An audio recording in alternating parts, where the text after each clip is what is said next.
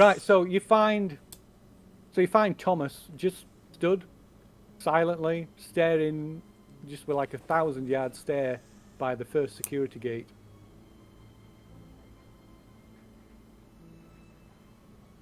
So, as I'm his drinking buddy, I go up to him and I go, Thomas, there's a mouse in the house. And he doesn't respond. No. And, so I reach into my coat pocket and bring out our favorite bourbon. Okay. I take it out and put it to his nose and give it a little swirly bob. So it kind of blinks and yeah, you so Thomas, you just stood there staring like in front of the security gate as Dill with holding a whiskey flask underneath your nose. The last thing you remember is being in the cell stood in front of Brian. I'm going to say, put that away, it's still prohibition. I was mentioning bars before, it was speakeasies, we're still in the 1920s, aren't we? It's still prohibited. Yeah, it is. Prohibition still's in effect. Yeah. So, my character's changed a little because I was quite a straight-laced cop before, but I do frequent speakeasies. And hang out with this asshole, so yeah. I have my vices anyway. So I was snapping, I'm like, Dill, what's going on? Where's Maxwell? What's going on? And I'm outside. I'm at the security gate. I'll start walking back. No. No. Here's your badge. Here's your gun. We're getting the fuck out of here. He's fucking crazy. He killed his fucking father. Don't know why. We're getting out of here. I'm fucking done with this. Are we going to Woonsocket? We're gonna have to get out of here and go and find out whatever the fuck has got into that guy's head, because that ain't the guy that I knew. He enjoyed a cigar still, but every fucker enjoys it. Everybody likes your Cubans. Still. Okay, so the orderlies join you at the security gate. Maybe about five minutes later. One of them's got bite marks on his arm, on his like upper arm, and there's blood coming from where it's like just like broke the skin. They're like muttering to each other. I told you this was a fucking bad idea. Says right. We need to escort you back to the entrance. We've got some explaining to do now. And they're just grumbling and complaining and all the way back. And they almost physically eject you from the building. So that we get ejected more politely in case we have to come back here at any stage. Might I offer the bitten man some whiskey as a painkiller? Right, he's when he sees the flask, he just shoves almost violently, like shoves it away from him. So you're trying to make sure we lose his jobs. We got some explaining to do now. We got. It was for your wounds to put on it, keep it from getting that septism or sabbatism or the thing where they're gonna cut your arm off. Look, you stuttering goon, just get the fuck out of here. That's you told.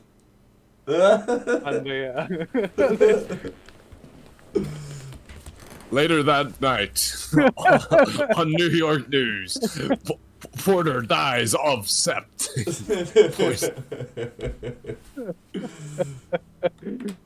Okay, so yeah, you're unceremoniously ejected from the sanatorium.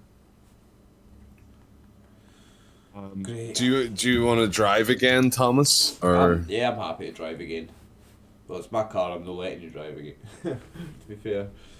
Okay, so let's I need to pass a bit more time on that. So let's see. It's Oh, this is a timed event? Oh, for fuck. so it is. But when you get back in the car, it is coming up to about 3:30 in the afternoon. Okay, we hit the road for Woonsocket. Yep. Okay. So. So yeah, you're on the north side of Providence, so you don't. So you take one of the exterior roads, like bypassing, having to go through back through the city, and head down south towards Woonsocket. And it's about an hour and a half drive, 2 hours. Max will be reading the book, I would hope. Yeah, well, Dill's doing fart noises with his armpit and showing off to Maxwell that he can do it. He shakes his head, but it's like, no, he responds to what happened is like the whole situation about like, you were talking to him and you kind of just mindly walked away, and Dill looked like he was like under something, and like, he just decided to help Ryan out of his coat or whatever, and he just, took care of the situation, and he just like, gladly the orderlies come in, and he would have like, he would have hate to hurt, Ryan that bad, but he would have to do what he had to do. But hopefully they'll get some more information where they're going at, and especially talk to this weird guy that was talking to Yeah, his friend with the weird hat, but I don't know how we're going to get a hold of him. We might find some information about him at the local police. I think our first stop's the local police at Woonsocket to ask about the whole grave robbing incident. So yeah, I don't know. Do you want to discuss what happened? Yeah. So I mean, there was possibly a bit odd, weird that happened. yeah. Or Maxwell, I mean, you seen it all. So I was in the room, and then next thing I was outside at the security gate. I don't know what happened. I was talking to Brian, and then I was away from the room, like 100 yards down the corridor. I don't know what happened. Like I lost a minute of my life. Like it's just gone from my memory. Did he say something to you? Like I was talking to him, and he said, "Get out."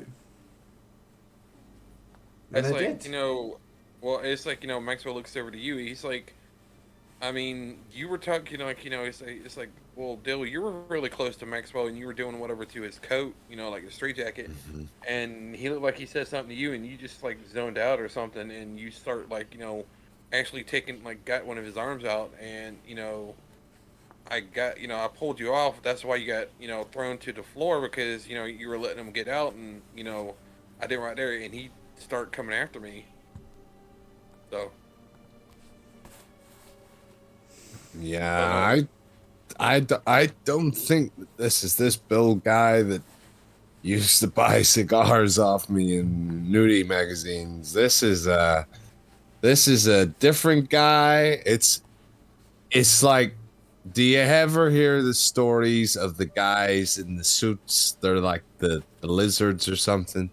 I don't know. Strange things I hear sometimes. He's definitely mad. People. He's definitely mad, but it's what's drove him mad. And what's drove him mad is something he's found in his family history. And this grave that he's dug up, I believe, is his ancestor, or someone who was involved with his ancestor. But he couldn't answer any of the questions either. He Or couldn't wouldn't. remember anything. No, necessarily Or couldn't, wouldn't. Maybe wouldn't, yeah. I mean, if we're heading up that way, it's like, is there like, we still got the book. Is there like a historian, like a local historian or something they have there? Like, they have newspapers that might have like, A some local information historian might be a shout, because we want to talk about any witch trials in this place. So a local historian might be a shout when we get there. But Woonsocket's Yeah, just a because little it's like, backwater. especially if you talk to like the local police in the area, they might have more information to know who's who around the area Yeah. too. I still say the first stop there is the police department. Yeah, I'm just saying this. Like after that, we can check this out. Like he pats the book. It's definitely that's definitely there could be like some crazy historian or some like I wouldn't say fanatic, but more of a Witch doctor. That's more Louisiana, I heard. Ooh, ee, ooh, ah, ah, ting, ting. Oh, never mind. That's down your way, Max, anyway, isn't it? That's down south. Yeah, it's like southwest of where I'm at. But yeah, yeah, it's like he's been through like with his training, he's been through some areas, and he's talked to like some of his army buddies and stuff. Like heard random stuff. That's like he had a buddy of his that was from Louisiana, and like that's why he kind of heard some of that stuff. But no, it's like as I Shit. said, is a Sorry.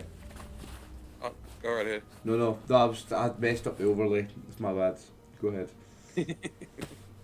That's fine. But yeah, it's like definitely check it out. But I'd say it definitely there's more information in this book than is let on because like I ain't no like a person of the theater like I guess what was that word Thespian. thespian or something. Yeah, like like one of them would know old English because they have like the William Shakespeare guy or something that speaks like this kind of stuff.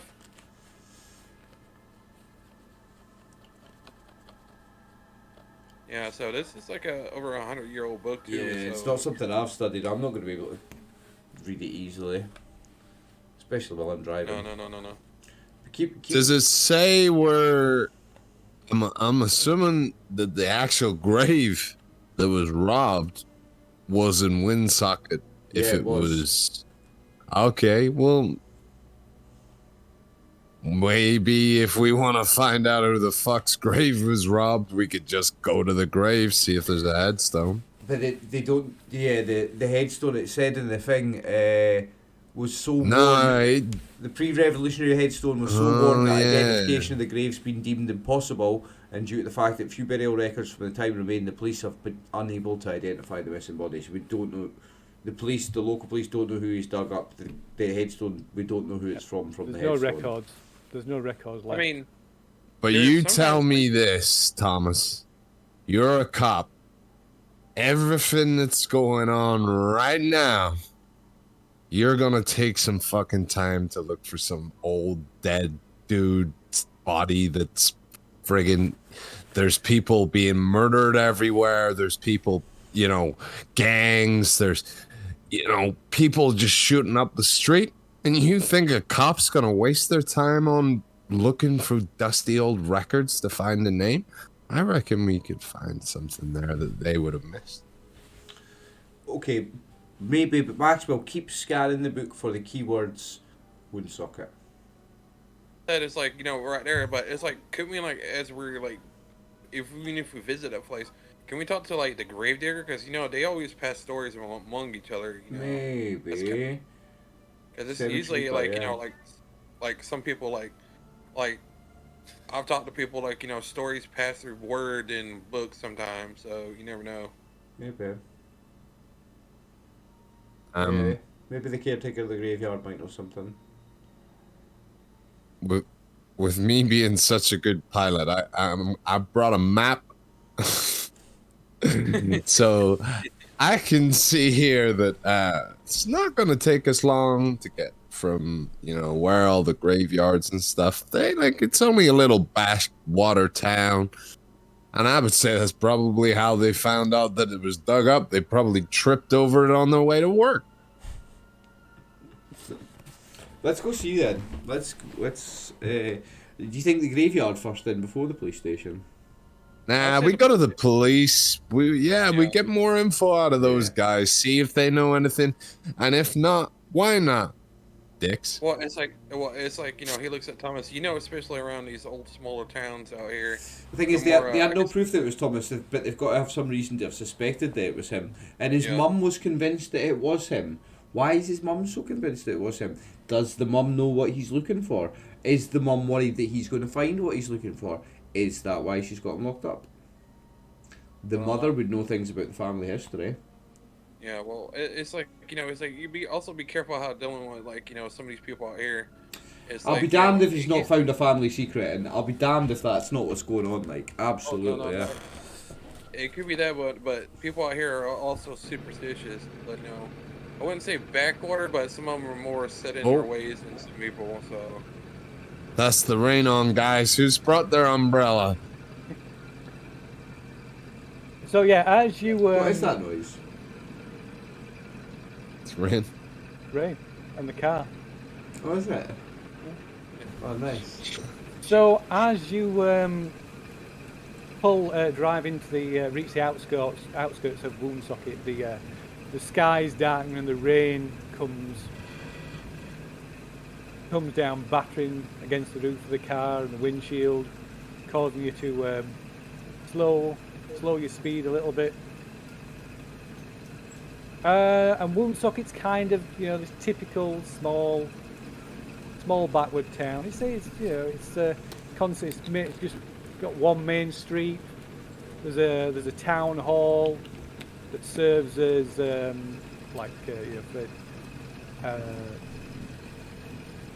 town hall, and it also houses the police station and the library. There's a general store. There's also a post office, a school, a church, and that's pretty much it. There's a few you've passed on your way, and you passed a few outlying farms, so it looks like it's mainly like cereal crop farms. It doesn't look like it's like dairy farming or beef cattle or anything like that. But yeah, it's quite a small but picturesque place. It's all got cliched kind of white clapperboard buildings, even the church, everything. All the buildings, as I say, just with this white clapperboard. Only the town halls, like the one brick building. And you pull up in front of the town hall. Like I said, that also houses the sheriff's office, the police station.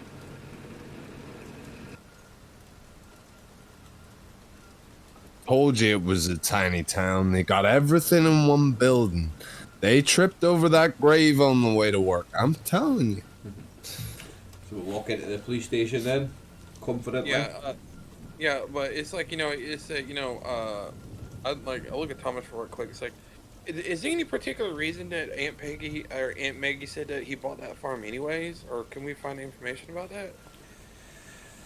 Well, there's a reason he's bought the farm in Woonsocket, because he's found this piece of family history based around Woonsocket. So he's went to Woonsocket to find what he's looking for. He's went to the grave to find what he's looking for. What he's looking for, he thinks, is in Woonsocket. That's why he's in Woonsocket. What he's found when he's researching his family trees at Woonsocket. Let's get in this building, because I ain't standing in the rain. Fuck this. So this is Oh wait, they don't swear much in the 1920s, did they? That's very unbecoming.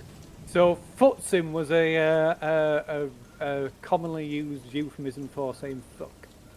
Futsim. Futs, yeah. Futs Yeah. you. Futs. No, I wouldn't want to too much about it. Nah, man, I would say that your average working class man would swear just as much in the 1920s as he would now. Yeah, still small. We're not aristocrats in high society. We're a pilot, a soldier, and a policeman. We swear. I suppose, yeah. We're blue collar guys, like. Yeah, they weren't woke or politically correct at that point anyways. Yeah. They're just like... and we're blue collar guys. I'm pretty sure blue collar guys would spit and swear and... Yeah. Oh yeah. They might not Yeah, use exactly the same word, they might add different swear words, but yeah. Yeah, but it's like, depending on what family, if you're like, like if you're a real church family, like some of the elders might say something, but I would cuss around the kids less, but around like regular folks, you at a bar, you don't do shit. So I'm a typical American Christian God-loving police officer, so I'll say fuck and shit and piss, but I wouldn't say God damn it. I wouldn't take the Lord's name in vain. Okay, so this is Woonsocket as well. Oh, okay. Or an estimation of what Woonsocket is like. Can you make it a bit bigger? I can. Nice. Let me get rid of those Nice. names.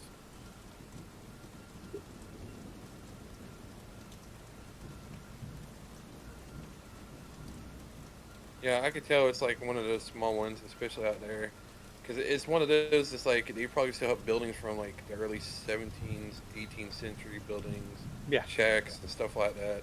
Probably Yeah, some they're- moonshiners out here, definitely. Yeah, they're definitely old, like colonial type style buildings. Even When- even new ones are built. So what is colonial still period? built- 17 what? Yeah, 1760, I think. Yeah, colonial is between 16th and 17th century. Because it's like, yeah, it's colonial, then 18th century is around when, I think, the Civil War. So the Civil Yeah. War is like 1850 or something like that. I don't know. But You yeah, know- it's Yeah, so those dates like pre-colonial is like before Revolutionary War, isn't it? Yeah. yeah. So yeah, that's definitely that's like pre-colonial. That's definitely Well, I'm thinking pre-colonial is Recolonize of the pre-America being British. colonised. Yeah, pre the Yeah. British being there, pre the white man being there. Isn't No, that what no, pre-colonial No, means? no, There were no, still no. settlements. There were still settlements out there, but that's like before it was really colonized. A lot of people coming over. There was Okay. still settlements there, but the colonization is where they had all this massive flux of people come in, like the French. Oh, okay. So the Everything colonisation stuff, is when that's lots of people went over. Mm-hmm. Mm-hmm. Yeah, okay, That's the okay. settlements when they did all the 13 colonies from like Maine all the way up to Georgia. All that little factor. Then Florida was controlled by the Spanish from there. So. Anyway. Yeah, and yeah, it's the stuff it says pre-revolutionary. Well, it didn't say pre-colonization. Pre-revolutionary. The revolution is like, yeah, we kind of won that one. Anyways, Yeah, so yeah, the reference was like to pre-revolutionary period, not colonization. So yeah, around 17, yeah, 1760, something like that. Yeah. So you're outside the police station. The rain battering down the roof of the car. Gonna make a quick trip from the car to the police station using an umbrella. Okay. Yep. So so what time is it? It is. I think it's just before 5 o'clock. So they yeah, or just after 5. So let's see. So you're approaching. You get out of the car, climb onto the porch of the town hall, and as you approach the doors, there's a police officer just about to lock the front doors. Oh, And he, as he sees you approaching, he looks a bit puzzled, and he pushes open the door. Says, "What do you folks want? I'm just about to close the main doors." oh, we're not going to be much of your time, and I'll show my badge as I just keep on walking past them inside the building. All right, kind of nods. "Well, you better come inside, officer." yeah, he follows behind. Right, waits for you to go inside, and then he pulls the door shut and locks it behind you. And he just turns and walks down the hallway. You can see like a sign sticking out saying it's the sheriff's office. Okay, so you're just going to say, And he strolls on down and says, "Carl, I got a pot of coffee on." oh, brilliant. Sounds good. If you could get a desk cleared and get us a pot of coffee, we got some reading to do and we got some talking to do. Right, so he clears clears a few chairs for you to sit down and pours you all a cup, coffee. So, who are we talking to? Are Waffy. we talking to like a officer or like? So is it- yeah, is he's like- got. So it says it's officer. So it's officer like got a badge. It says Officer Malloy. Malloy, we want to talk to you about one of our boys from round our way. What can I do for you, detective? You're kind of out of your jurisdiction. Yeah, so one of the guys from my jurisdiction, Providence, came out to live here for a while and got in a little trouble out here. And I just wanted to ask you a few questions about that. The case was never solved, man was never found guilty, but all fingers point to that he did do it. And I I'm not just here on police business. I'm a friend of the man's mother, and the man's mad, and his mother's very concerned, and we're just trying to find out the reason for his madness. And You're talking about Brian Timmons. yeah, Brian Timmons. Yeah. I was the arresting officer. You were the arresting officer, so was he caught red? He can't have been caught red-handed because you didn't convict him. No. We had a tip-off some days after. But you never found any evidence. You arrested him, but there was no evidence found. We arrested him on the strength of the tip-off, but we unfortunately didn't have enough evidence to hold him. I'm pretty sure he was responsible though. Yeah. So no body was ever found. No, we never recovered anything. And you don't know anything about body that was exhumed, right? I know. Where? Could you tell me where the grave is? Is it in an actual gravesite, or is it in maybe a farm? It's in Grace Cemetery. I can certainly. Well, I'm not going to go out there in this weather, but I can certainly tell you how to get there. It's as far as I'm concerned, Timmons is he's locked away, and as far as I'm concerned, as long as he's locked away, then that's case closed. Yeah, but unfortunately, from a police side of things, yeah, it is case closed. But as well as being an officer of the law, I'm a friend of the man's mother, and his mother and father. You have my sympathies. The father was good people, and the mother is good people, and they don't deserve. Pass my sympathies on to them as well. They don't deserve a mad son. I don't imagine anybody deserves that. If we're ever to find any cure for this man's madness, we must find first the reason for it. Now, I've got reason to believe that he's looking for something, and that's why he's moved here to Woonsocket. Sorry, what's the name of this place again? You've got Woonsocket. Woonsocket.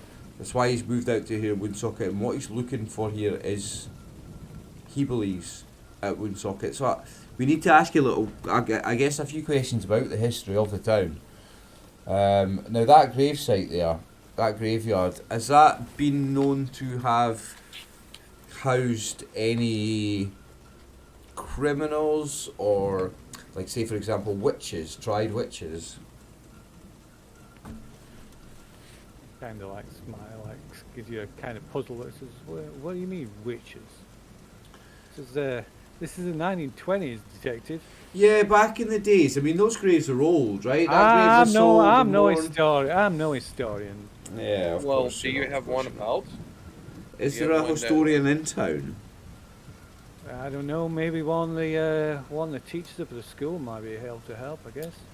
I'm interested in the town's history. There's something in the town's history is what your madman is looking Well, for. That's why he's here. there'll be records in the town, in town or records. How far back they go, I don't know.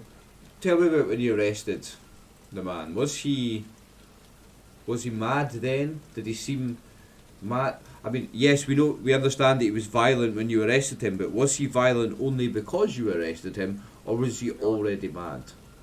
To be honest, when we arrested him on suspicion of the grave robbery, he was quite amiable. If anything, that put me off. That put me more at ease than when I went out with those madhouse attendants to serve him them papers.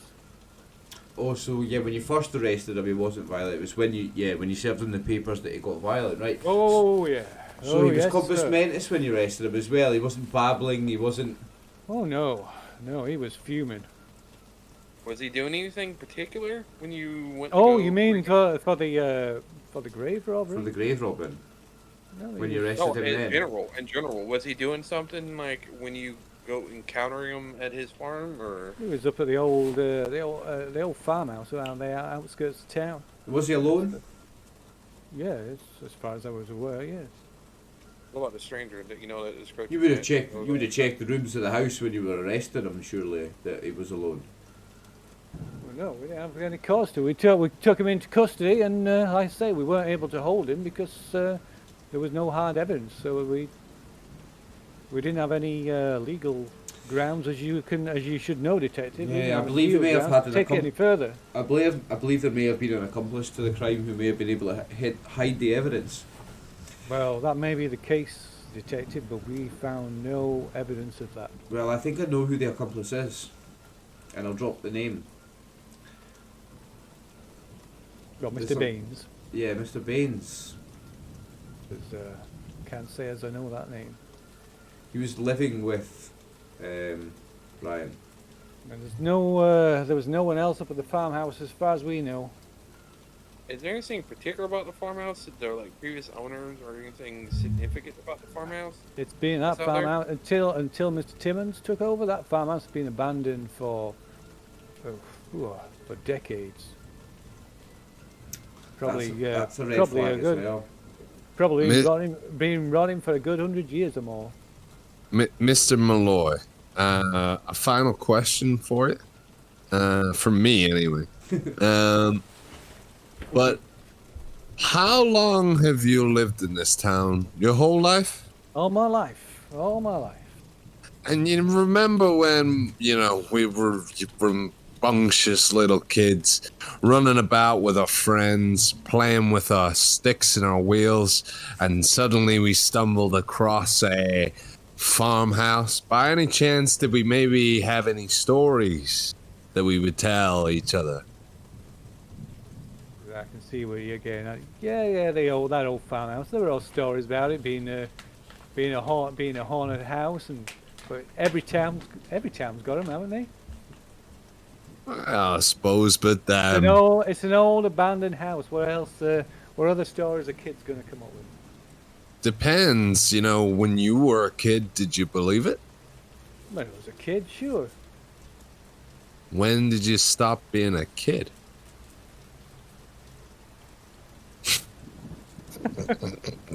Well, we know you're always a good deal. Don't worry about it. That concludes my line of questioning for this evening. Thank you very much. Again, Southern, don't know why that keeps up. Yeah. Would you have someone that handles the records or anything of the area? Maybe of who owned the farm, of if any owners of the farm. So, Mr. Perkins, he's in charge of records in town hall. But he's not in until tomorrow. I'll look at Thomas. Let's say for right now, let's say we could probably take that out. Maybe talk to one of the teachers or who more advised against. He pats a book and probably stay somewhere for the night. I'd like to speak to somebody with a bit of local history, yeah. But we could also find somewhere to stay for the night first, and we could spend the night studying that book. Because while we're in the place, I believe this book has something about this place in it. Let's read the book before we explore this place. I'm not sure where you gents are going to stay. I'm afraid there's no hotel or boarding house here in Woonsocket. Well, I do apologise. There's one thing I forgot to mention, which was be quiet. But so you were given the key to the farmhouse. okay, so we could stay there.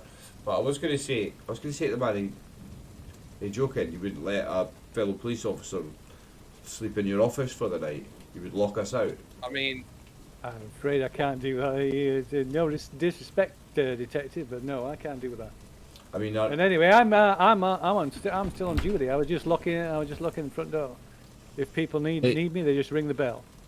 When you finish duty, straight in the morning, yeah? I change over. Oh, right. Well, do you normally hang about here, or? I sit here until people want me. I normally go out to drive around, but I think I will. I'll wait a while, see if the weather picks up. well, You guys, you want to maybe just chill out here, and maybe you could show me about a little bit.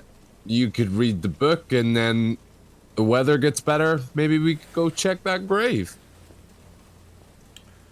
sure. Well, you're welcome to shell from the stone for at least for now. unless I get caught, at least until I get called out or go out on patrol. Yeah, I mean, I'm sure there's like a waiting room kind of area they have somewhere, like, even if it's just a couple. Yeah, so chairs. in the hallway, like in the hallway, there's probably like a couple of benches and some chairs where people would sit and wait to be seen, or see some town officials or what have you. Yeah, it's like, we could sit here, at least, they'll have some lighting and get some, not have to get rained on. Yeah. So, can I ask a question about Mr. Malloy? Is he a high-ranking officer, or is he like a scrub? He looks like he's he looks like he's the probably the highest ranking officer. Yeah. Ah, okay, never mind. That's completely changed what I was gonna do. Never mind. I outrank him, but I have no jurisdiction. It looks like there's only two officers in the employed here. Maybe Right. three. There's certainly only two. There's certainly only two desks in this office. All right, fine. So I'm gonna try and charm him using one of the cigars, turning to him and saying, because we've walked away from the other guys while they're studying, like, hey, I didn't want to say anything in front of, the big guy, but if you want, you could have one of these. And I show him the cigars, and shall we see if it works? Did you just pull out illegal contraband in the police station? And to what end? Are you just giving him a cigar, or are you trying to charm him for some? Probably. For some... Oh, well, I kind of want to charm him because I feel like he's not telling me everything that he could tell me. Okay, so you just want to improve his demeanor towards you then. Yeah, more of his like willingness to help, and like if he knows little things, he might, trigger something a wee bit more. Okay, so you just sweeten him up just in case he's more forthcoming in future. Yeah, Okay. And if he's the highest officer, I'd like to have him on my side, In the Okay. pocket. Well, he's not on your side at the moment, but we'll see. Go on then. Hey. Okay. Hey. So, this is, it's very kind of you, sir. I'll just tuck that away. We'll forget where it comes from. Good man. I knew you were part of my. Oh my goodness, I can't do that accent. I knew you were part of my pastimes here. A man after my own heart. So. I just recognize a good cigar when I see one. So it's you and one other cop who work here, yeah? Sorry, say that again. It's you and one other copper who works here, yeah? Yeah, there's one other officer, yes. Yeah. So, was it just you two who went to restrain that man? It was. Okay. And, did he by chance say anything or anyone act weird at any point? Like really strange, out of the ordinary? I wouldn't say so. He's just like I say, the man just exuded a particular Presence. Yeah, that's the word. Yeah, it just put the man put us at ill at ease. I'm glad, like I say, I'm glad the man. All I'm concerned about that man, Timmons, is locked away, and good riddance. I have no wish to see that man again. I agree. I just went and seen him, and I think he's a very, very nasty man. But I knew him before, and he wasn't a nasty man. And you said that too. Because you remember the first time you went to go and arrest him, he wasn't angry. He was he didn't. He wasn't. Then the aggressive, no. second time with the coats, he was angry. Well, I imagine so. I mean, it was who was taking him away against his will. He came. How- how first did- instance, the how first did- instance he came to he came down to the station of his own accord. And how long was the distance in time between? Between these two events. Hmm. That's a good question. I've forgotten. Let me have a look. What evidence does the mother have to have him committed if he's not committed any crimes? How does she get him committed when he's not done anything? You can make a law roll. Ooh. Let's See, I should have some skill in that, you know. Bobby. So, Oh, hey, Bobby. Aye, 65, I have got some skill in that. Pass. Yay.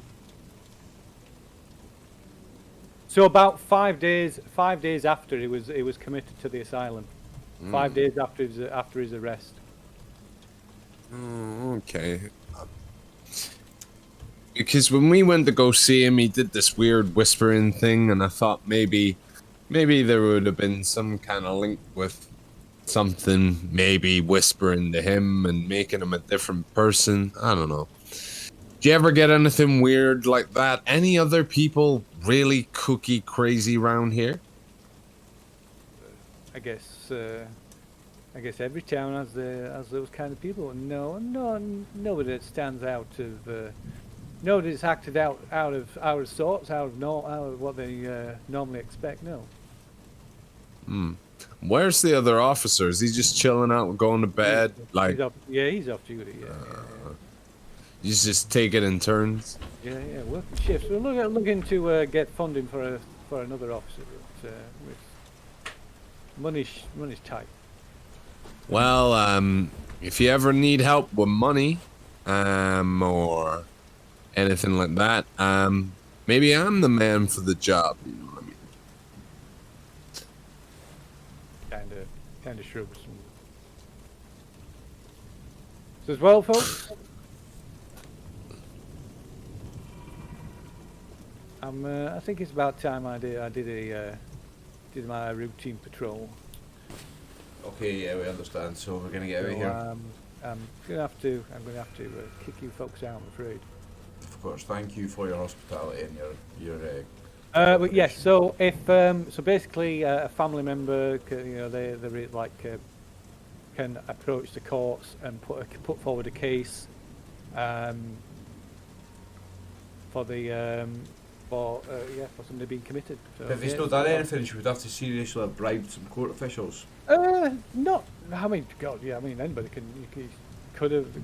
somebody could do that if wanted, but Could know the judge. But if they just so long as they can present a convincing case that they're they're mentally unstable, they're not of fit mind. So get papers, get somebody committed. Obviously, once they're in the asylum, then they'll be assessed when they're in a secure environment, and providing the doctors agree with that assessment, then they'll keep them in, which certainly seems to be in the case. So timeline, father died 3 weeks after the visit to the farm. Yep. Then he was committed how long after that? So let's see. Brian Father died on the 1st of the 6th, 1921, and he was committed on the 30th of the 6th. So his dad died at the beginning of the month, and he was committed at the end of the month. So 30 days after. I still don't think that the person that we're speaking to is the same person I sold cigars to. Yeah, that's the same. I don't think I so too. think we need to go to the grave and see if we can't dig something up. I don't think we're going to find anything there, but yeah. Okay, so you are back out on the porch on this, this raised porch, raised wooden sidewalk outside the town hall. The Officer Malloy gets in his car, his patrol car, and drives off. Follow him. He said, what do we do? Just wait until morning? Like, like camp out in the car until, like, Nah, I ain't camping in the car. We can camp in that fucking farmhouse. Yeah, let's go for camp in the farmhouse. We're big tough boys. We're not scared of haunted house. But before we go to the farmhouse, I want to go to that grave. At night time in the rain? It's Oh, not night It's time. afternoon, yeah. It's evening, It is dark. It's October, so it is dark. It is dark now. Oh. in America, like, when it gets dark fast. It gets dark. So, like, So if yeah, it's around about it's October- The police station have any lanterns? so it's about 7:30 in the evening now. Oh, okay. Yeah, it's definitely dark. Yeah, like, it's 7:30 over here and it's getting dark. Yeah. Almost the same day. But it's Almost the same actually date. 2 days on. All right then. I'm not gonna bumble around in the dark since you guys don't want me to do it. Let's go camp out in a fucking haunted house. Hey. So you will. So the car will probably come equipped with like a it's like a jack and a spare wheel and probably some kind of basic toolkit.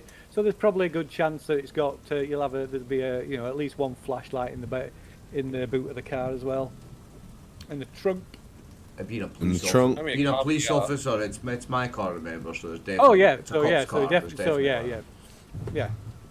There we go. It's not your work car, but yeah, you'll have got a flashlight. I never really So- switch off. I'm dedicated to the job. So yeah. there's a Now we flashlight in got the a car. flash. Now I've got got a lighter. flashlight. Can we shine gotta some put a light on this situation? If you want to go to Let's- the grave first, let's go to the grave first. I want to go to the grave. Yeah, I want okay. to see it. Okay. So. So you have to. Well, because of the weather, there's very few people about, but you managed to stop somebody on the street, hurrying down the street in the rain, and get. They give you a bit of a puzzle look, but they give you directions to the shit, cemetery, anywhere else? to the Grace Cemetery, and it's just on the outside, on the edge of the town, unsurprisingly near the church. It's not kind of smack next to it. It's kind of some distance away. It's kind of like isolated. It's surrounded by a line of trees and a small wall, maybe about waist high, that runs around the like perimeter.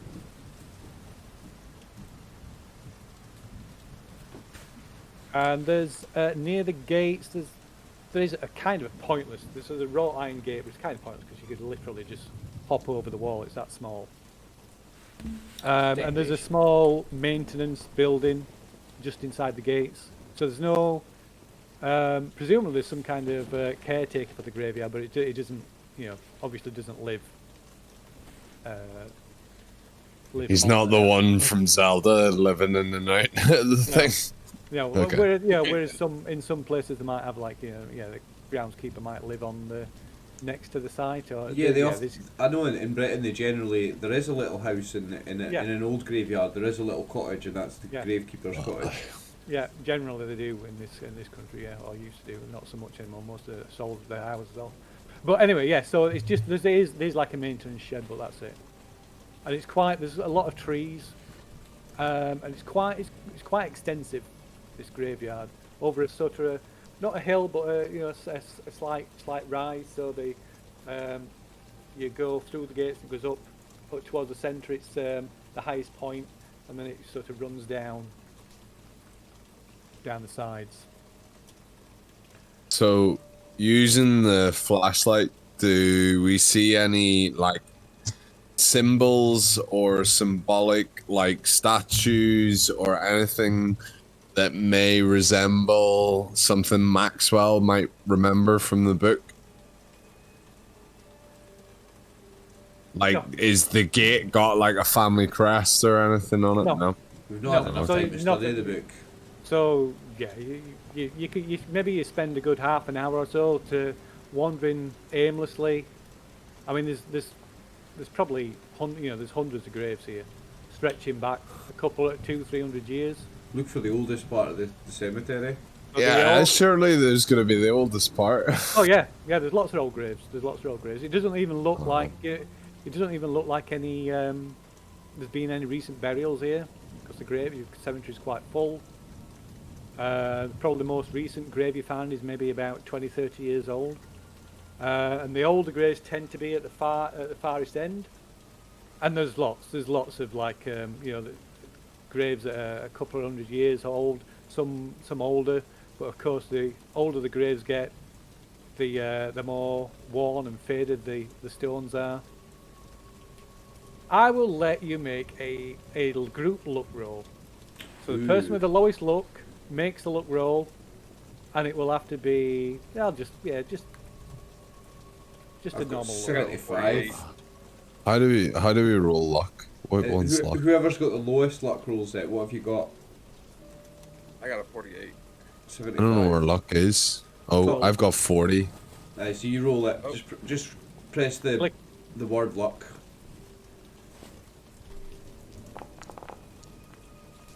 Oh jeez. Okay. No. So you spend a good hour, maybe you just through the sheer act of looking, you can't see the wood for the trees kind of thing. You just so many of these gravestones. There's so many of these old stones that are just completely illegible. The rain's pounding down. The like rainwater running down the side of the hills. It's like you're getting ankle deep in mud, and it's just you've no idea. You can't find. You're not going to find anything. Not in the dark in this weather. Not without at least some clue as to where you should be looking. Yeah, For God's sake, Thomas, why'd you bring us here? We should have maybe asked whereabout in the cemetery the grave was when we were at the police station. We can always come back in the morning after our fun night in the haunted house. Yeah, I think we're gonna have to just go to bed. It's 8:30, so I ain't in my 20s anymore. I'm kind of 27, so I'm getting old. I'm tired. I gotta go to bed. Let's go check out this haunted house then. See what treats await us there. Okay, so again, you obviously you don't know exactly where it is, but you managed to get some directions from people you pass on the street. Maybe you have to drive up and down a few times, or maybe it's even from the officer Malloy that points in the right direction. But you finally find the dirt track that runs off the main road. It's about half a mile out of Woonsocket. There's this dirt track that runs up the hills towards the river, the Woonsocket River, that runs past the farmhouse. It's maybe a few hundred yards from below the farmhouse. This river, and the river is lined on both sides with thick bramble bushes and a row of trees. And you pull the car to a halt in the front of this dilapidated, ramshackle, pre-colonial, single-story, two-story, like old farmhouse. The roof's sagging. Some of the roof shingles have long since gone. There's a collapse to one side. You can see you just make out the collapsed, overgrown remains of a well. And there's a covered porch out front. Let's move to the farmhouse. Ooh, new map.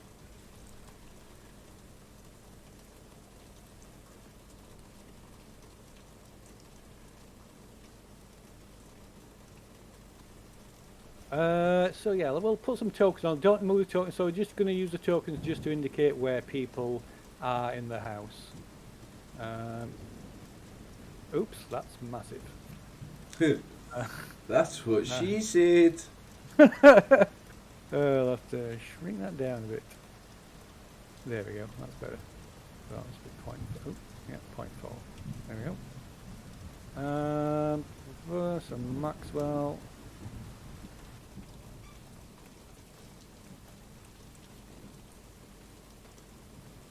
And Thomas.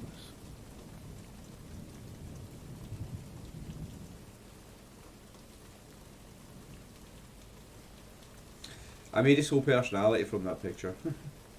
You what, sorry? I made his whole personality from that picture. Okay, so you stood on the porch. You got the flashlight. There's no battered kerosene lantern hanging from a hook just underneath this covered porch. And yeah, so there's this front door and two small windows. Oh yeah, one small window either side of the door, the front of the door. I'm gonna take a peek in that window that I'm next to before we go in. Just have a look, see if there's any raccoons running about or anything. Right. Okay. So what about Dill and Maxwell? You know what it is? It's like, you know, as he's looking around, I pull out my gun just in case if the guy's around. I'm not being too cautious.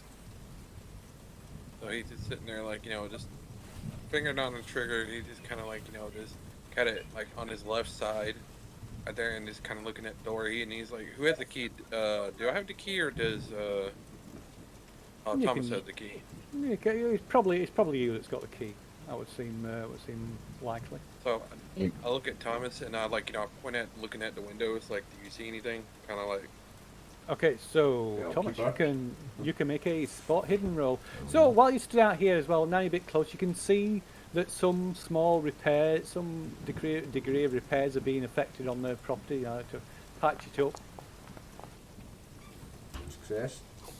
Okay, so you peer inside, shine the light in through this window. So it shines the light into what looks like a dining room. You can see a small table with a couple of chairs, some shelves, a couple of there's an archway that looks like it leads into the main hall through the front where the front door is, and you can see a door at the back of this dining room. But what you do notice is that this window looks to have been forced open recently. Oh. How recently? Like, in the recent days? You can make a intelligence check. Alrighty.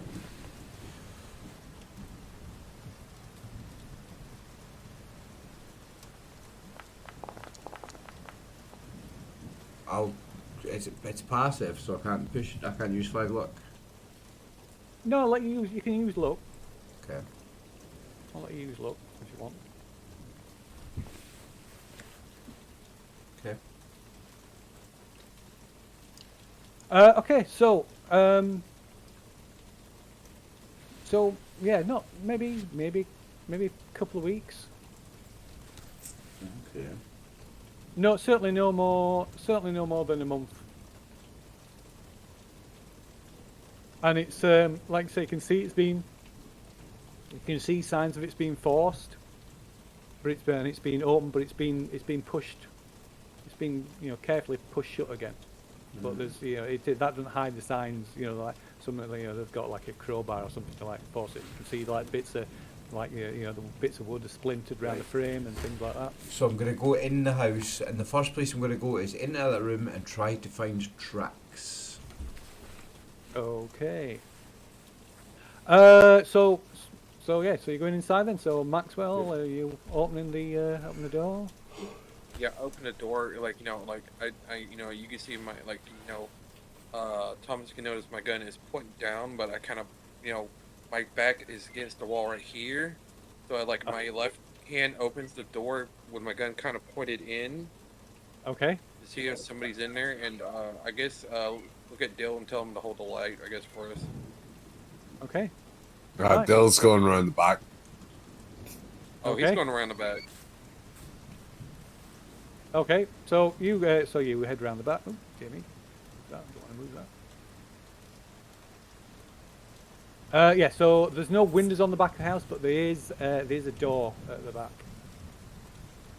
which is you quickly try and it's locked. But yeah, you shine the torch inside into this entrance hall. You can see the stairs going up to the upper floor.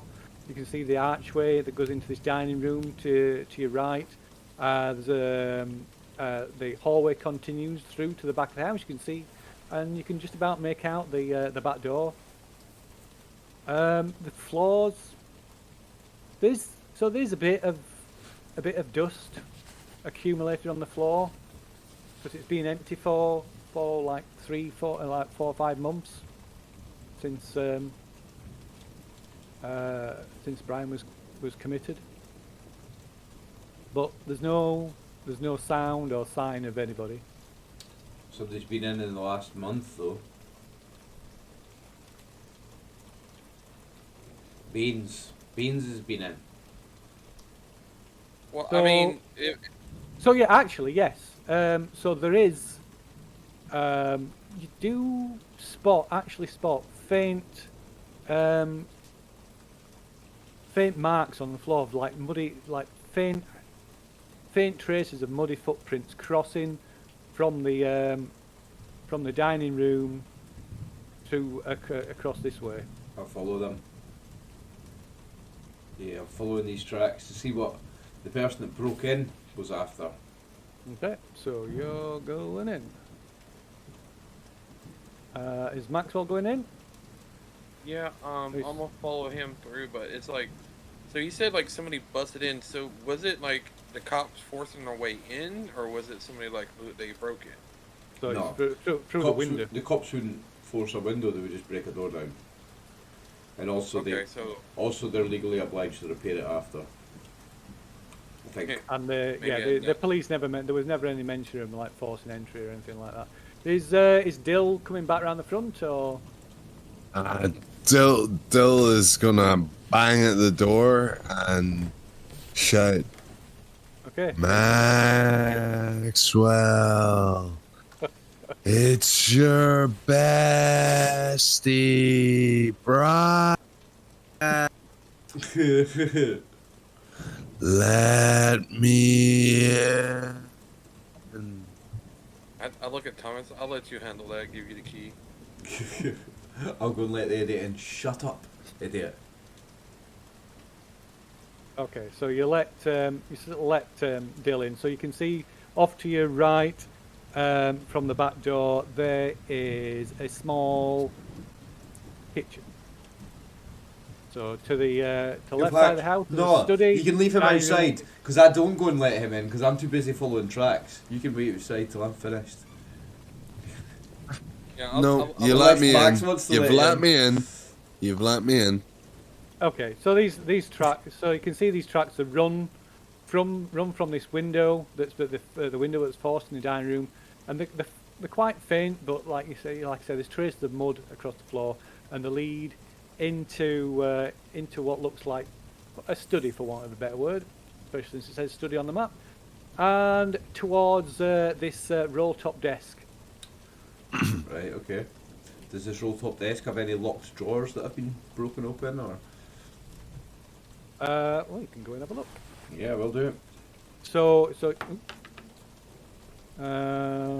you're going over there. You're going over to the desk. What's Maxwell doing? Oh, he's following behind him and just like keeps like stands right in the doorway as Dell's coming down, and he just kind of like motions him to follow this way. Okay. Bring Dill down there. You didn't ask me if I did it or not. Is Dill going down there? Dill's checking the cloakroom to see if there's any coats hanging. Okay. So in the cloakroom, it's dark down here. So it takes a while for your eyes to adjust to the dark, and you can just make out a few things in there. So there's two pairs of Wellington boots that are caked with old mud. It's been, the mud's been drying off them for a while, and you can see it's mostly fallen off. There's also a muddy shovel and a muddy pickaxe. Ah. Looks like some tools some grave robbers would use. I'm so glad I looked in this cupboard. I'm not there, Phil, but I'm going to ask a question for Chris anyway. Are the 2 pairs of Wellington boots different sizes?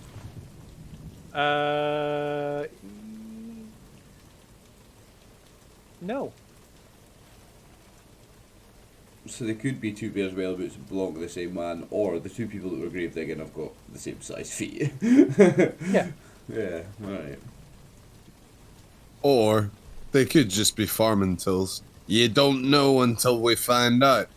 There's no crops in any of the fields or anything around. There's not been farming here. No one here has been farming. There's also dust.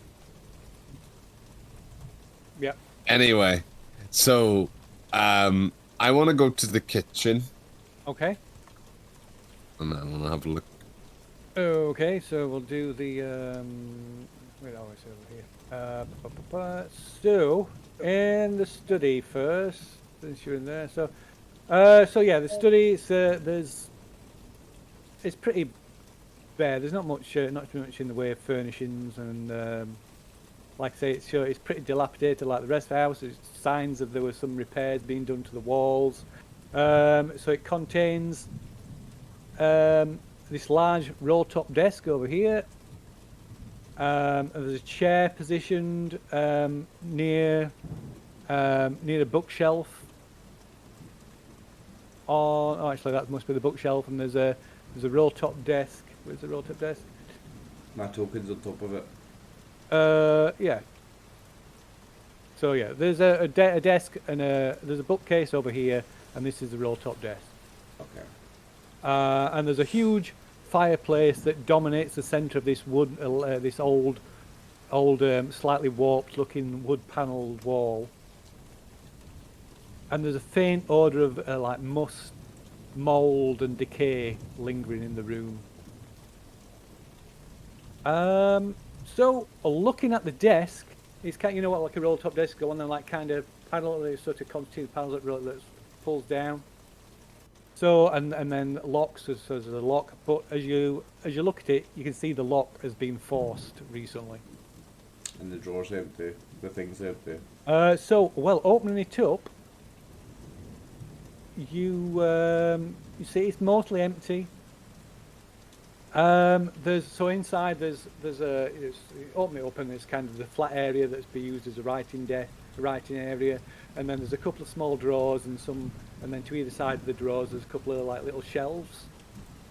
So it appears mostly empty. On the side shelf, the first thing you see on the side shelf is a large really antique looking key. It must be a good 10-12 inches long. This huge, heavy, thick key that's covered in rust. Someone's robbed this desk but not taken a key. That's weird.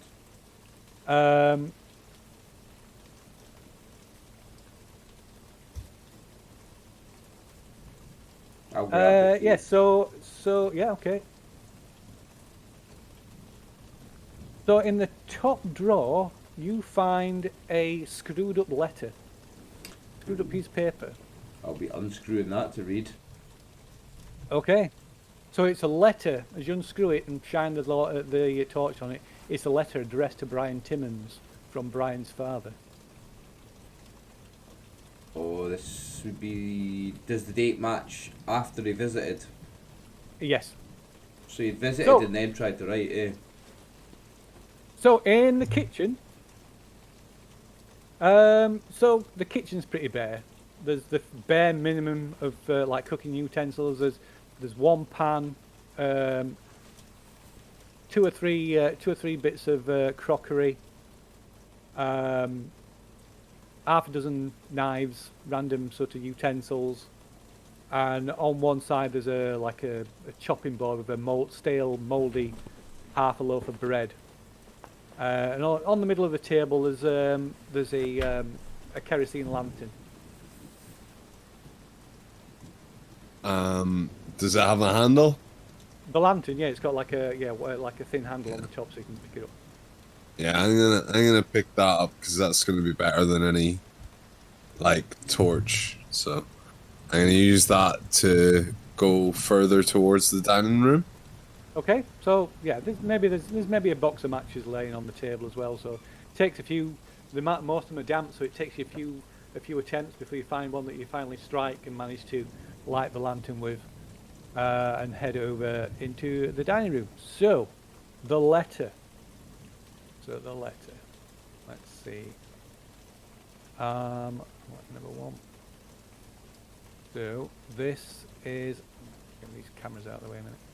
This is the letter that you see. I'll read it to you first, and then I'll show it. Oh, I'll show it and read it. There we go.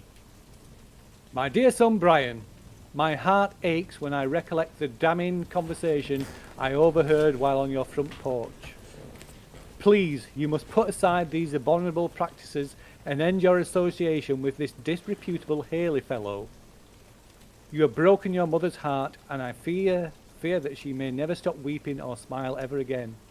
For her sake, if not for your own, please leave the old farm and return home to your mother and father. If you will come to your senses and return home now, the police need never know. Your forgiving father. And then written at the bottom in an archaic, crabbed handwriting, it's clearly different to that that's penned the rest of the letter. It says, Write ye be, you old fool.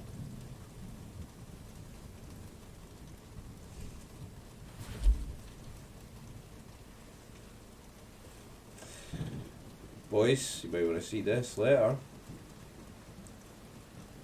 So you're going through? Is Dill going through? Is like here? Haley, is this Haley? What was the other guy's name? The last name?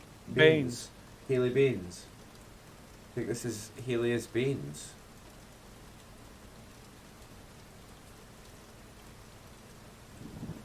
Is there anything of note that I would notice in the dining room, or should I just keep moving on? You can stop. Yeah, that's up to you. You can stop and look in the dining room, or you can go and see what your friends have. I want to see what that looks like. I want to use the lantern to have a good look around the dining room. Okay. Right. So yeah, you have a good look around. Again, the furnishings in here are pretty basic. There's a thin layer of dust covering most things. You can see these footprints, these remnants of these muddy footprints that come from the window and go across the hallway and into the study. There's a small dresser on one side with a couple more plates, and a few pieces of cutlery, and a moth-eaten old tablecloth. But beyond that, there's nothing here. Anything in the cupboards if I look here, or is it just more dishes and stuff? Yeah, they're just empty, just completely empty. Okay. Well, I'll start to head towards the guys. I'll probably go to the hall and call them to come out to look at the equipment I had found. So, fellas, there's some digging materials out here, some mud boots, puddle boots, whatever they call them, and then yeah. I think we found our grave diggers. There's no question the man has been a grave digger. Absolutely, it's what he's looking for that we don't know. Why is he digging up somebody's grave? Who's this person from his ancestry? Why is he digging up his ancestors, or someone that was something to do with his ancestor? Is he looking for revenge? Was his ancestor a witch? Is this the judge? Is he desecrating a body to get revenge? Is he trying to find some sacred amulet or piece of jewellery that a witch relative was wearing that he's read about in the book? Well, we found the other book in his bedroom, and people don't normally be that creative about hiding things, so maybe there's a bedroom upstairs. Why is the book still hidden at his house at his parents when he's moved away? maybe he found the book there, and it somehow gave him clues to come here. He would have brought the book with him, though. Maybe he doesn't need the book anymore. We don't know, but it was kind of hidden when I found it. So maybe he's hidden things in his bedroom up here as well. Maybe. Yeah, we can certainly look around the rest of the house for a start. So, I take it there is actually an upstairs. There is. Yeah, I want to go up them stairs. I want to be the first one. Okay. Okay, so you head upstairs with your lantern. So up on the landing, there are just 2 doors, equally spaced on the upper floor landing. I'll follow. So hold on a minute. So who's in the? So Maxwell and Thomas, you can make a spot hidden roll. Okay. Thomas, you can do it with a penalty dice because you're kind of looking at the desk. And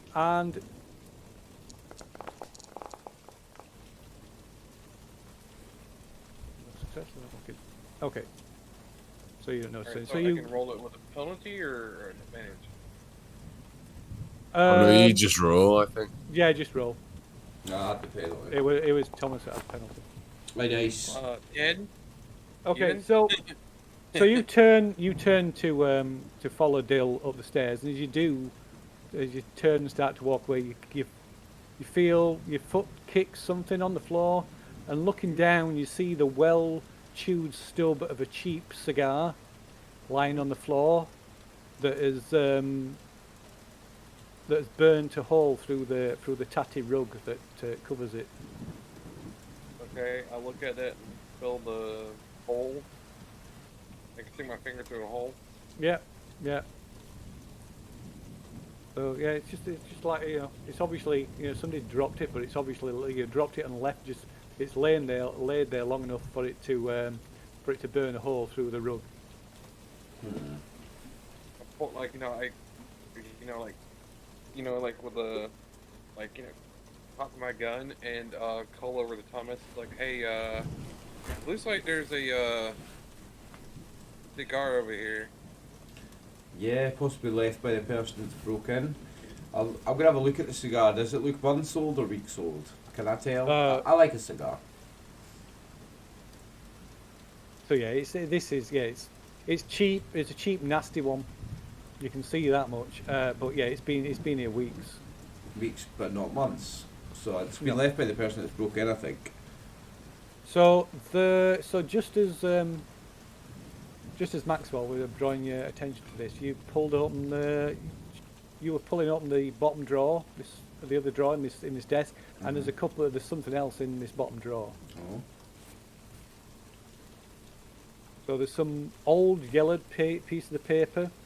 One looks like some kind of old style flyer, and another looks like a clipping from a newspaper. So there's this and this. They are far too But small. as you lift these out, underneath, hidden by they were covering another folded piece of paper that's also yellowed and brittle with age.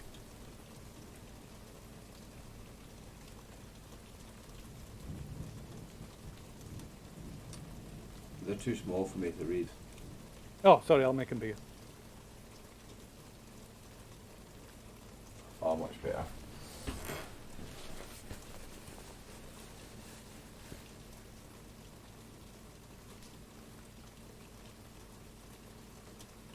The members of the Association of the Sons of Liberty are requested to meet at the City Hall at 1 o'clock tomorrow, being Friday, on business. Sorry, it's a funny S, isn't it? On business of the utmost importance, and every other friend to the liberties and trade of America are hereby most cordially invited to meet at the same time and place. The Committee of the Association, 1773.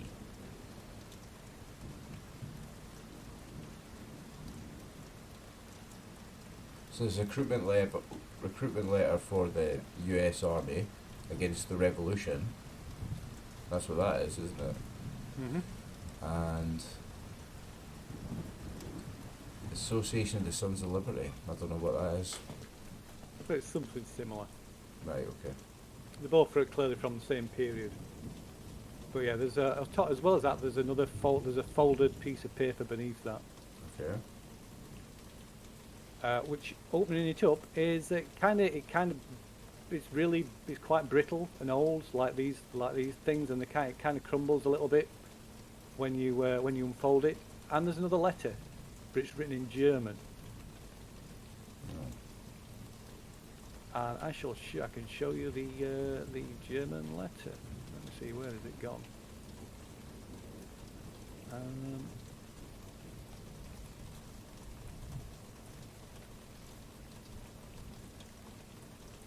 There you go. Herr Timmins, Mr. Timmins. Ich vertraue darauf, I am, das is, it is. Well, I don't know very much German, man. Does anybody German? Ich is I. Ich is I am, I think. Or I do. Yeah, all bit of German I know is Ich bin dummstick, which is I'm a black dog or something. Or I'm a black stick. Ich liebe dich is I love you. That's all the German I know, pretty much. Wait, I just said this is Heil Yog Sothoth at the bottom. Now, in Baron H. Now, Yog Sothoth, Oliver the player knows what that is, but the character doesn't, yeah. Wow. Oh, I wish I knew some German. In the organisation, I can see mine. Mine is my something in the organisation. Is that American? Is that a word for American after that? I'm clutching at straws here. So, I don't know German. It's Air Thomas, so it's Mr. Thomas, I guess. Yeah, Mr. Timmins. Das, yes. Something about war. It's this English war right there. Das is this. Like das is. This is. Yeah. But my character doesn't know this. Oliver's the linguist, not my character. Yeah, anyway, so upstairs, Dill, like I say, you're on this landing. There's just two doors leading off this landing.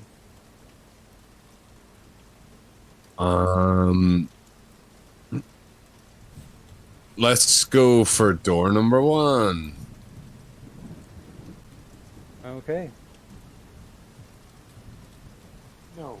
Okay, so You this don't opens fit. into a No sparsely furnished furnished bedroom. There's a small bed and a wooden wardrobe standing against one wall, and that's it. Leave it alone. Stop picking up points now. There's only a bed in the room. Bed and a wardrobe. Is it like a single bed or a double bed? A single bed. Okay. All right. Let's have a look in the wardrobe, see if there's anything in it. Okay, so inside the wardrobe are a few articles of clothing.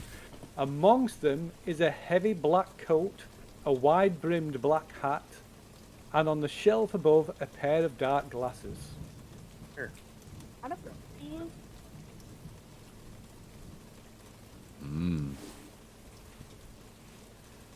That's your boy Beans. And this isn't something that any of us would like remember Brian ever wearing on the odd occasion, you know. Oh, when he went out on a Saturday night. You can make an intelligence roll if you want. Yeah. Right. Well, I remember it matches Beans' description.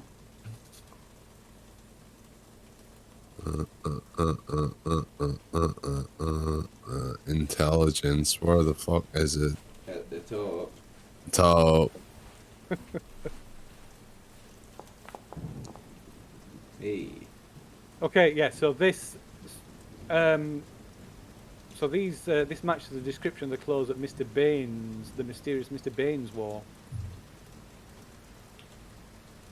Check Can I them. put it on? Check them for labels to see if it's got his first name. See if he's called Haley. Can I put it on? Yeah, of course you can. Yeah. Yeah, I'm putting it on. Okay. What the cloak, the coat, the hat, and the glasses? The whole lot. The full caboose. Yep. Okay. I also, while I'm doing this, will be emptying everything from my pockets into this clothing. Okay. So also checking to see if there's anything additionally in the pockets. So is it? Nothing.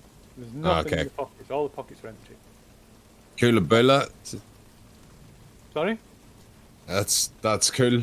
Sorry. He was No. speaking Irish. Yeah. So yes, that's cool. I'm now dressed as Beans the Hindsman, and I want to go towards the other room and into it. Okay, so the other room is just completely empty. Just like an empty box room, Yeah. nothing of note whatsoever. Nothing in there at all. So I'm gonna plan now to sneak down the stairs because I think this is gonna be funny. We're about to have a Bill Murray in Zombieland 2 moment, you know. Bill Murray. Aye. Okay, Yeah, so you can make a sneak roll, and who's the closest? That is Max is on the stairs. Maxwell. So Max, you can make a listen roll. Or a spot, yeah, no, it'd be a spot roll, because it's kind of coming downstairs and you're on the stairs. So, Be spot hidden. Miss. okay. No, that you Dill, rolled stealth. Oh, that's Dill rolling Yeah, stealth. that's Dill rolling Ooh. Yeah, you spot Dill a mile off. So you see this figure, well, it's clearly Dill in this coat. This big, long, dark black, heavy black coat and the wide brim black hat and these dark sunglasses. But yeah, it's clearly Dill. Very funny deal. Get out of that crazy costume and bring it down here. He basically walks in the back of the office. Study, Okay, I guess. so there's also of course there's also the bookshelf by the fireplace in here as well. Well, you know, it'd be a good idea. We can always start a fire, at least, you know, get us warm. Yeah, there's some like a bucket with some firewood and stuff at the side of the fireplace. Yeah, Yeah, we could I've do. got It's going to give us a bit more light to read by as well. If there's things on this Yeah. bookshelf we want to read. I mean, and Dill has that lantern, so Yeah. like, you know, I'd light it up, and you know, basically, you know, if there's a chair or something, extra chair or something, he just lights it up, pull out his lighter, lights it up. Wait. Is it a good idea to bring attention to the fact that the house is occupied? Like, the Yeah. chimney will be smoking. If somebody's watching this place, somebody's broke in a couple of weeks ago, somebody's watching this place, they're about to know that we're here. If you do that. I'm sure they'll see a car outside anyways. Yeah, but you see a car outside from 100 yards away, you see the smoke from the chimney from half a mile away. Nighttime. Yeah, Yeah, Good but point. what You it don't is, see you get smoke from a rain. chimney at night time. Yeah, good point. Yeah, you got night, rain, and plus, you know, I have army survival, so I, might see the light from your flashlight through the windows. If we were gonna get caught for light pollution, we would have already been caught. Fuck it. Set the place on fire there, Maxwell. Go ahead. Okay, so you can set it. So Maxwell, you're setting the fire. You're setting the fire in the hearth, then, yeah. yeah, I'm setting the firewood, getting in that lit Okay, up. you can give us a spot hidden while you're doing that. Okay. What's Dill doing?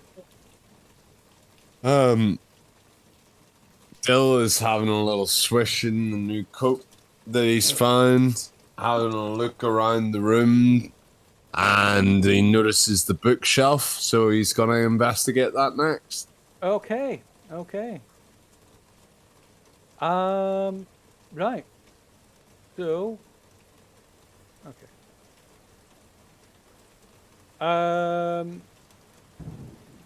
So yeah, you get a fire going. Takes a bit of effort because the fireplace, the chimney's cold, and so you have to, you get get it just a small fire going first to warm up the chimney, so the smoke just doesn't come puthering back into the room. But so it maybe takes you, no worries. It probably takes about 5-10 minutes to get a fire going. But while you sat, this like that musty, rotten smell is much stronger here by the fireplace. And Dale, so you check over this bookshelf. So this bookshelf is filled with historical volumes, historic books on like history, pre-revolutionary history, pre-revolutionary England, New England. But amongst it, or wedged it amongst it all, maybe because you're looking for something similar, since you spotted that book on the bookshelf in Brian's bedroom, and almost in the same way you spot a thin, narrow volume wedged in between the books, again with no like markings on the spine, and pulling it out, it's like this old, really old sort of like fatty, leather-bound notebook. The cover's all like the leather of the cover's all dried and cracked, and the pages inside are yellowed and curling. And it appears to be,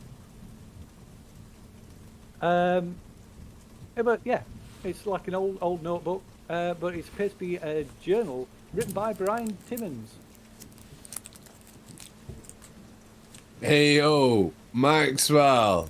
Thought you said Brian didn't write stuff down.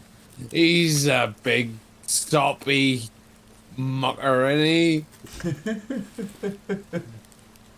Gnarly treaded that line. So, yeah. Maybe you should have a read of this little book here alongside that book. Maybe towards the end. Because if I was going mental, I don't think I'm writing in my journal anymore. He grabs it and looks at it. Okay, so it'll take a couple of hours to read through it. It's kind of like scrolls. It's filled with like notes on genealogical family trees and genealogical research. It's like a lot of it's kind of in notation form, so you can't make sense of it. But scattered amongst through all this is there's kind of like journal entries as well. But it'll just take a couple of hours to read through it fully. We've got a couple of hours. Yeah. We could stop. We can read.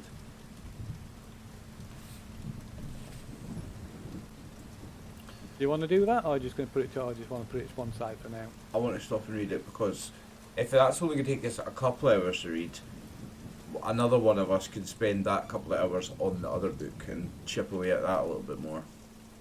Again, looking for buzzwords, keywords. Okay. Woonsocket. So who's Witches. doing what?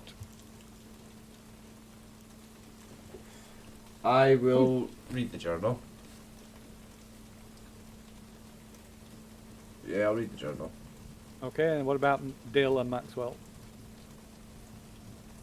Instead of getting the fire out there, so you said, was there any? You said there, like, I don't know if we brought food with us. Is there something to eat here? I don't know if it's safe to eat it or not.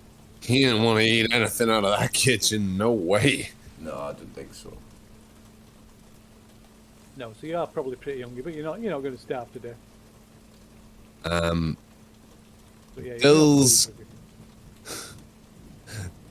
Dill's gonna use these couple of hours to take the pickaxe and see if he can find the source of that rotten smell. Okay, and where are you going to look for this rotten smell? Using his nose, so it's strung over by the fireplace, yeah? Yeah. So, is there a clearing to the left or the right of it? So the fireplace is set in this kind of wood-panelled wall. Okay, I'm gonna go for the left-hand side of the fireplace. Okay, fair enough. And what is Maxwell doing? He's just looking at either one of the books. He's just sitting there, kind of like keeping like I guess try to maybe keep watch. Just because it's like if it's the only room that we have right now is in here, he's going to just keep watch.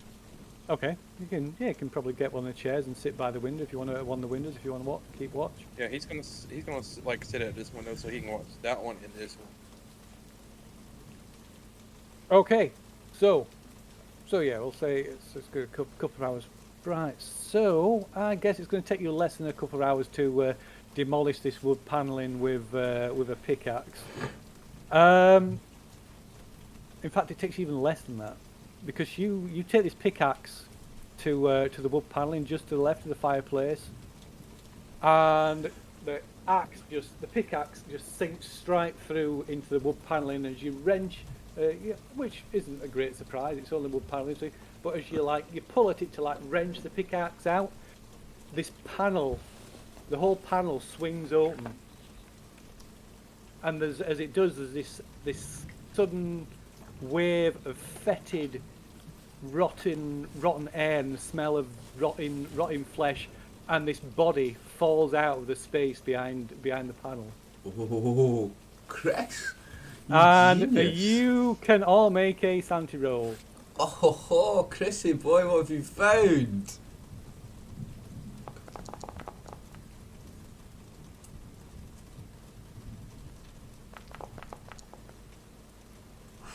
Close, but yeah, made it. Okay. So if you fail, you lose 1d3 points of sanity. If you pass, you lose nothing. I've seen enough bodies. Doesn't bother me. Oh, I guess I gotta roll sanity too, huh? Yeah.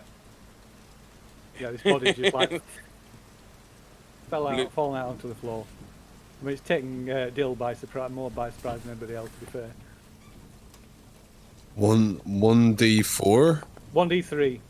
So if you roll d6 and then 1 to 2 is 1, 1 to 2 to 3. Oh, okay. Okay, so yeah, 1d3. Lost.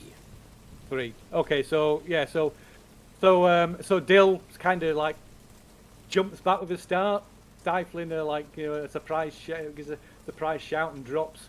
There's a clatter as he drops a pickaxe to the floor. And like I said, this body slumps out so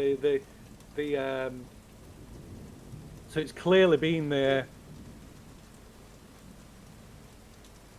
for several months. So it's badly decomposed. The skin is starting to slough off it, and it's taken on a bluish green tinge. Well, and it's wet and slimy. The eyes have long since collapsed and liquidized. The hair is started coming away in chunks, and the skin, the lips have peeled back, revealing so the teeth look, making the teeth look bared and unnaturally long. So it's not the body they dug up, because that would be hundreds of years old. Yes. And there's a ring on the index finger of the right hand. Oh, do we recognise it? Is it Brian's ring?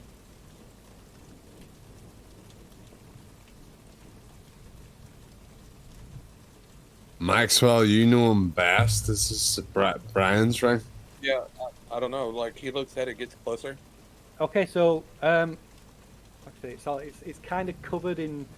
It's just covered in the corruption of this rotted body, so you can barely see it. It looks kind of a gold ring, and it looks like the kind of ring that you get when you graduate from university, a graduation ring.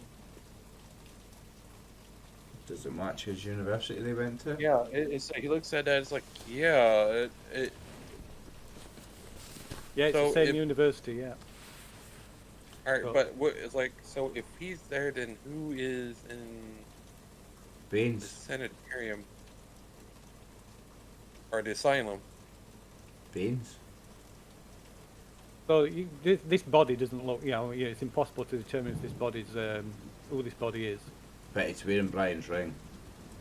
Well, it's wearing a university ring. But, For the same university as Brian. Yeah, lots of people went to that university. Hundreds of people have been to that university. Yeah.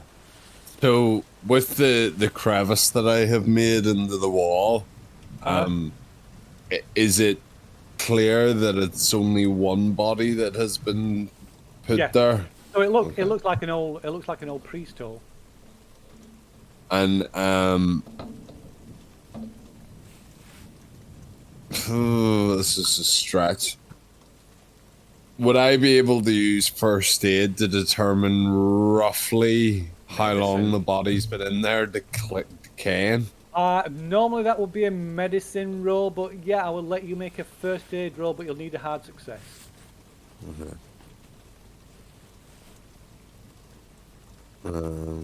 I'm just looking at my medicine to see if it's any good either, because fucking it's not even that good. Let's go anyway. Fuck it. I said I would do it, so let's go. 39. No, never So mind. you can spend. Well, you can- I got first aid too. I mean, I got a 40. I could roll that. Or you can spend 9 luck on it to make it a success. Oh, but that'd only give you needed a normal hard success. Yeah, you need a spend you need a hard 24. success. Yeah. 24 luck? Nah, Aye. fuck that. Do you want me to try? I got a first aid for 40. We're 4 hours into the one shot, Chris. Burn the luck. Ah, fuck it. Aye, go ahead. There you go. Take my Okay. luck. Okay. Let's have a look here.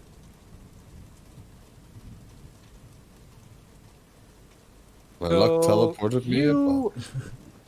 You think this is it's an educated. You make an educated guess. It's about 5 months old. This corpse. 5 months. Where's St- that on the timeline? Is that around the time we moved away? So he moved into the farmhouse in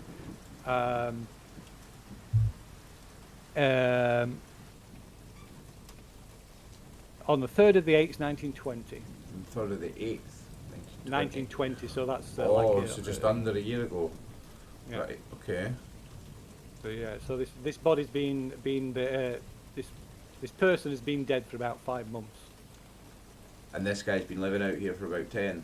Or he's been out Yeah. here for about 10. Okay, so I'm starting to think this is getting a bit suspicious. We've got a 5-month decayed body. We've got a missing person of Mr. Hines.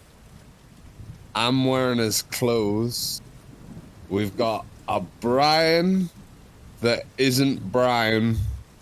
We've got a mum and a police officer telling us that he's changed. Do you think What's in that fucking journal? What's at the end of that journal? There has to be something. Does this say anything particular in the journal? I mean, either me or Thomas looked at it. It was me that was reading the journal. Yeah, so it'll take you a little bit longer just to finish reading it. Okay. You want to do anything? Anybody want to do anything else in that in between, or do you just want to wait until he's finished it? I'm just gonna sit and wait. I mean, you can Maxwell can be kind of reading, still trying to skim through the The other book. Yeah, the other book. Yeah. If you wish. I'm Wha- still like looking while- over the book. While the guys read, I'm gonna go lie down and have a nap in the one single bed upstairs. Okay. Oh yeah, Right, go so, lay yeah. by yourself. Yeah, that's a great Yeah. idea. So yeah, I didn't mention that. So the bed is actually obviously new as well. Or yeah, it's not it's been brought in new. So yeah, bed's quite comfy. It's a bit dusty, bit musty smelling, damp maybe, but yeah, and you probably managed to drop off. Sound the rain drumming on the roof, sending you off to sleep. So glad not to be in that room with that smelling rotten body. Yeah, it's probably a better place. Better place to be. So it takes you 2 hours. It's just not long after midnight when you finish reading through Brian's journal, and the rain is just pounding down heavier. There's a like sound, the thunder and lightning Like the storm seems to be drawing even closer and intensifying. So, like I said, this slim, untitled volume contains the details of Brian's investigations into his family's past. In it are names, birth dates, a few scribbled comments, and several half-completed genealogy charts. But amongst all this, there are loads of sort of mundane sort of stuff.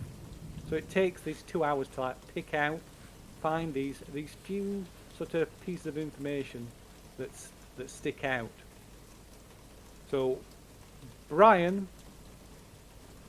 early on in his research, Brian becomes very interested in his ancestor, Douglas Timmons, who was run out of Salem in colonial times for loathsome and unchristian practices.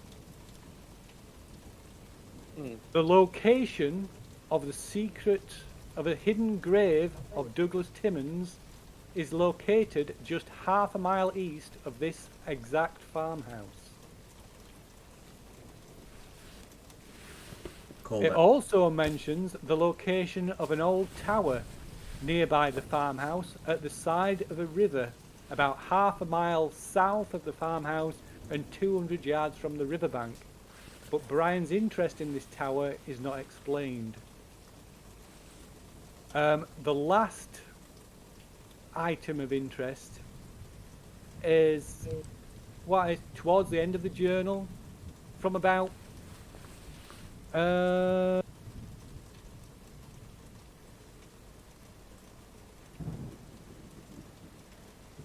beginning of last year,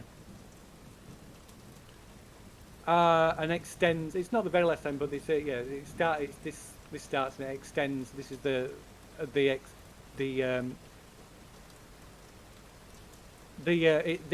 this concert takes up the rest of his research, and it's focused entirely on trying to trace the burial site of someone by the name of Jason Greeley, who was apparently a resident of Woonsocket and a local preacher around 1720.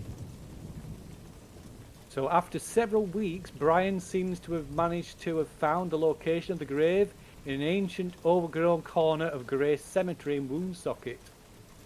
There's a rough diagram pinpointing the location of the location in the cemetery and the following notation: row 4, plot 18J, and that is the last thing in the journal. Row 4, plot 18J, and that right? I was going to say, would that match the grave that we found that was empty, but we didn't find the empty grave, did we? No. We have to go back in the morning. But we've got like its location and row and column number. We should be able to find it now. So, his relative D. Timmons, which matches the initial we saw before, was tried for witchcraft in Salem. How far away from here is Salem? So Salem's Massachusetts. So it's the next state over. So but then he was chased out of there. Salem's Buried. Massachusetts, isn't it, Max? Yeah, there's Salem's multiple Massachusetts. Salems, honestly. Yeah. But I so think it's Salem, Massachusetts. The witch trial thing Salem is Massachusetts, yeah. Yeah. Yeah. Yeah. Because Massachusetts here and Rhode Island's like right under it. Mm-hmm. Yeah. Next state. So apparently buried here. D. Timmons apparently buried here, so that was maybe the grave he was looking for. But also the other person that was meant to be buried here was this other person that he mentions that he's obsessed with in the book. But is that Douglas Timmons was supposedly buried near the farmhouse. This Greeley guy was buried in the cemetery. Oh right, so he was digging up Greeley's body. Douglas Timmons is buried near here somewhere. Do we have a rough location? Can we work out from his notes? You could work it out from the description in the journal. Yeah, so you can work out that and the location of this old tower. So what do we check out first then? His ancestor's gravesite or the tower? The slim untitled volume contains details of Brian Timmons' investigations into his family's past. There are names, birth, Brian's interested in his ancestor Douglas, who ran out of Salem in colonial times for wars and Christian practices. Location of the secret grave of Douglas Tim is about half a mile east of the farmhouse. Location of an old tower near the river, about half a mile to the south. 2 yards. Okay.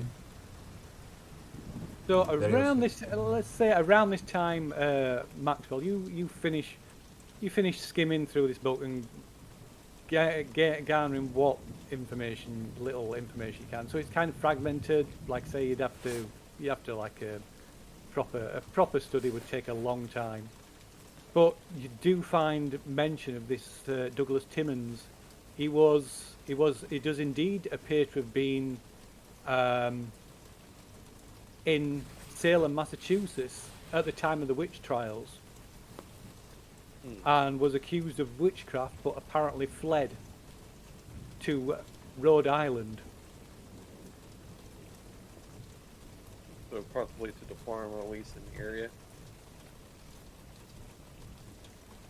But that's all there is. It's just a brief mention. In the last entry in the diary, it's just before he goes and digs up that other grave.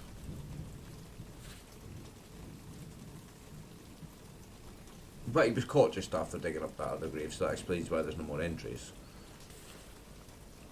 No, because he was caught and then not found guilty, then released, and then it was a few weeks later that he was committed.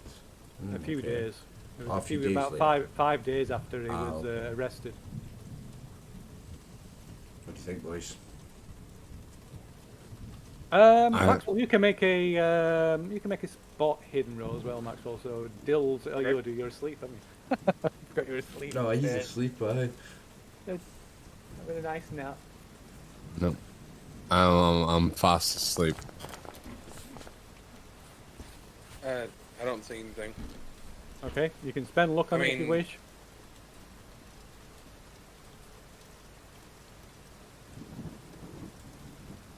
Be 8 luck to make it a success. Okay, so you're sat reading this book by the window. You know, every so often you were trying to keep it out, so every so often you glance up. You glance up, look outside through the driving rain, looking at the silhouette of the car, look back down at the book, glance up, and you see a silhouette of a figure on one side of the car. And I'd like kind of like, you know, I'm looking at the book and just kind of glancing at that one, and I'm like, Thomas, let you know there's somebody bought a car outside, or where the hell it is. It might be the one that was looking in here, or whatever. So what we need to do is maybe barricade the room. Thomas is gonna slink away from the seat that he's on, and like get down low, and then just get up close to the wall, and then just like poke his eyeball up to the window to have a look out. Okay, so yeah, at first you don't see anybody. It's like pitch black outside. Of course, there's no street lights or anything. It's cloud, you know, sky is thick with clouds. There's rain, sheets of rain coming down, blind. That's like reducing your vision. But you can see the outline, the grey, this kind of grey outline of the car, and then you see this figure crouched. Can just make out the from the shoulders up, crouched on the far side of the car, clearly watching, watching the house, looking at the house. Is it still raining out really bad out too? It is, yeah. I will pull my gun up to the window and just draw a bead on him. Okay, so there's like a flash of lightning, but I thought my gun had accidentally went off. Like, oh god, it's like that briefly illuminates the outside, and you see this face of this grizzled-looking old man with like a long, unkempt beard and greasy, well, his hair just like pasted to his face from the like driving rain, and maybe it illuminates your face as well, because he suddenly starts and turns and runs away from the car and towards the river. we chase him? Let's chase him. I'm asleep in bed. Yeah, I will pick Dylan, up. I'm gonna pick up something off the floor, anything heavy, and throw it up and hit the ceiling to wake that bastard up. And then I'm gonna run outside. Did yell out, it's like, Dill, get your ass up, we're going. Okay, so you're probably only sleeping quite lightly, and yeah, you're woken by the sounds of commotion downstairs. What's going on? Where are we going? Who did what? And I stumbled down the stairs. Oh, why did I say that? There's someone watching the house. They saw us and they've ran away. We're chasing them. Let's go. I'm not going to make you fall down the stairs because Okay. No. I'll be like right here. If he starts falling down, I'll catch him. Like, let's go. Let's go. It's not getting time So- to I mean, fuck at around. least We're going. you got a big coat, right? You can wear the coat and hat. He's like a big thick coat and a hat and a white brim hat. You got a raincoat, so you're good. By any chance, right? Has the rain caused a flood so I can use all the points that I put in the swim? You can certainly like pretend to swim on the floor in just the mud, right? But no, not too. Afraid not. That was a bit optimistic putting it all in swim, wasn't it? It was. How much did you put in swim? All of it. I've never swam in this game once, mate. Yeah. Oh, okay. So Thomas is out the door. First. So he's got the flashlight. The kerosene lantern is sat on the desk, the roll top desk in the study, and Dill comes sort of sleepily, groggily comes like down the stairs. What's Maxwell doing? He's just waiting there for Dill to come down. Unless Thomas, waiting for Thomas to, come out. No, I'm chasing the guy. I'm No, going out the Thomas house and the chasing door, the guy. the door's open and Thomas has got is like the door's it's open, and Thomas has run out into the night, into the rain. I'm gonna chase this guy down and catch him. Well, so did Dill take the lantern up there with him or no? I don't believe so. No, it's on the All right. desk. Well, I got the lantern in hand. I'm like, hurry up, Dill, we're going. I'm running. Okay, so Thomas, So you we can basically- make a spot hidden roll as you like go running as fast as you can, splashing through the mud and the rain, stumbling a little bit as you go in the dark, as you like over the ruts and rocks in these old overgrown fields. Can I push it? You can if you want, yeah. Fuck it. We're a long way into the one shot now. I'm just gonna use 17 luck. Okay. Okay, so you stagger and trip and almost fall as you like going over this uneven ground with just you beam your torch like wide, you're swinging around wildly, and at first you can't see him, and then you just catch your beam of your torch just happens to catch him, and you can see him like half scramble, half fall down the riverbank ahead. How far away from me is he? It maybe about 100 feet. But he's out of sight now. He goes, like I say, it disappears down this riverbank. Yeah, full sprint after him. Okay, so you two emerge from the house and you can just see.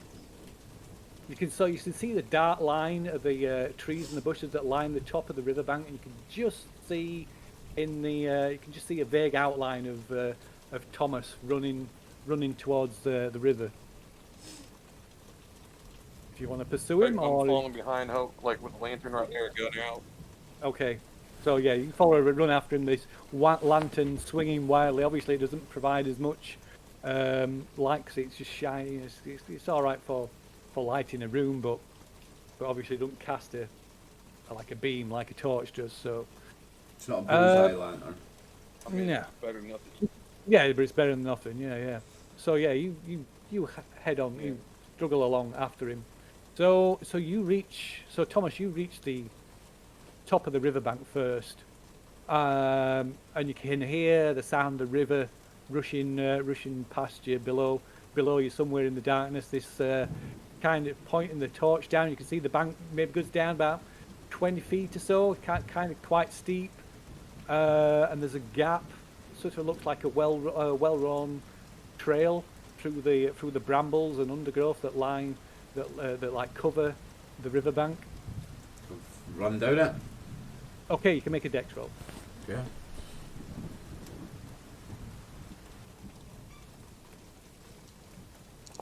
Can I? Oh, that is a complete fumble. So you set off down and you just trip, catch your foot on the root, and just trip and go head first, sliding down this bank. Your torch goes flying out of your hand, and then you hear a splash as your torch lands in the river. And you maybe take a couple of points of damage. Yeah, you take a point of damage as you just slam, as you come to a halt, like your face slams into a rock at the bottom. But as you're kind of a little bit dazed and glancing up, you just catch maybe some movement further, like up along the bank, upriver a little bit. I will get up and pursue if I can. Okay, so this gives them the rest of your time to catch up. So you get to the rest of it. So Dale and Maxwell, you get to the top of the riverbank, shining, holding the lantern up to see where you're going, and you can just about make out Thomas covered in like wet through and covered in mud, like just picking himself up off the floor at the bottom of the banking.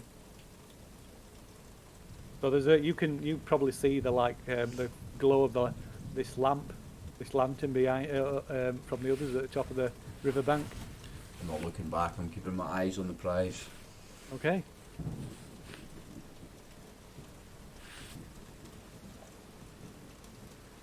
So what's Maxwell and Dale doing? So yeah, he walks over close. So he heads over that way. And then he looks at Dale. It's like, hold this, and he's gonna extend his hand out to help Thomas up. No, I'm up and chasing the guy already, man. Alright, so he's like, damn it. It's like, hey, is the flashlight still around? Or is the torch, I guess the torch for you guys, is it still around, or is it just sunk in the river? It's gone, yeah, it went in the river, it's gone. Alright, You've let's still go, got Dale. the lantern? Watch your step. Yeah, I Yeah. can still got the lantern. I ain't stupid. I ain't leaving this. Okay, so yeah, so Thomas, you have to slow your pace down because you can barely see anything now. Mm-hmm. There's a bit of light that's coming from behind you from your companions, and they're slowly gaining on you. So you go maybe about 100 yards, by which time Maxwell and Dill have caught up to you. And there's no sign of this figure. But you can make a spot hidden roll, and you can do it with so it'll be a group spot hidden roll. So it's whoever's got the best spot hidden. 65 here. Can lead the roll, and whoever's doing the lead roll can have a bonus die. So who's got the best spot hidden? 65 here. Anyone better? Yes. No. I got a 40 to help. Bonus dice, you said. Yeah, you can have a bonus dice. Okay. 37. Right. So 37. Yeah. so you're casting about maybe you grab the Maxwell is holding up the lantern. It's the light, like I said, the light's kind of feeble for looking around outside, but it's better than nothing. You can't see any sign of the figure, and the grounds, the rain is just erasing any possible sign of tracks. But then you notice something just a little ahead. You can see a slightly darker patch in this wall of brambles, and as you edge closer, you can see at some point. Be right back. At some point, somebody has cut like a tunnel through this wall of brambles back in the direction of the riverbank, Oh. of the banking. Right, so I'm going to go through that immediately. Okay. You following on, Dale? Always. They're still with us. Okay, so you have to stoop as you go. It's like it's as you go in, you can see there's like growth. It's starting to grow. It's whenever it must have been done quite a while ago because it started to regrow. So it's like so you have to duck and push bits of it aside, and it goes. So it cuts a hole, a low tunnel, all the way through this bank of brambles and undergrowth, all the way to the riverbank. And at the riverbank, you find an opening, a dark opening dug into the earth, leading into the banking. Into the earth, right? Okay. I don't hesitate. I'll go into it. Okay. Straight in, I'm following. Let's go into the earth. Okay, so the lantern is much better in much better use. Serves you much better in here. It's a more close quarters, so you can see. It provides a bit better illumination, so you can see around you.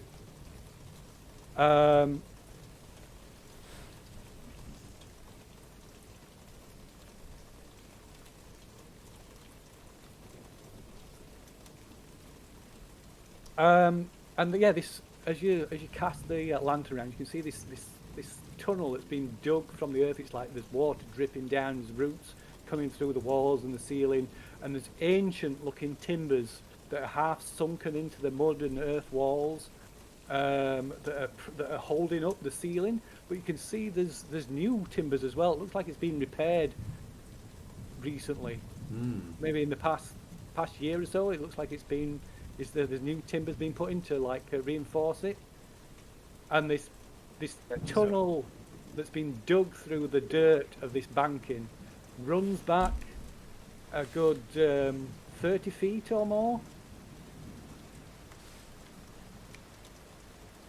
and the sound of the storm is sort of fades almost completely behind you.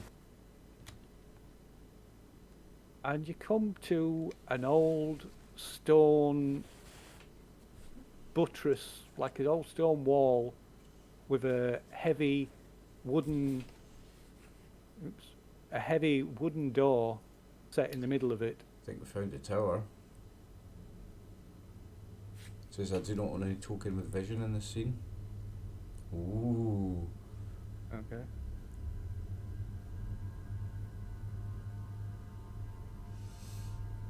Oops. Oh, the There's suspense. two of me. Did I And clone myself? and blocking this so that you can't see so in front of you is a heavy wooden iron reinforced door with a huge ancient looking lock.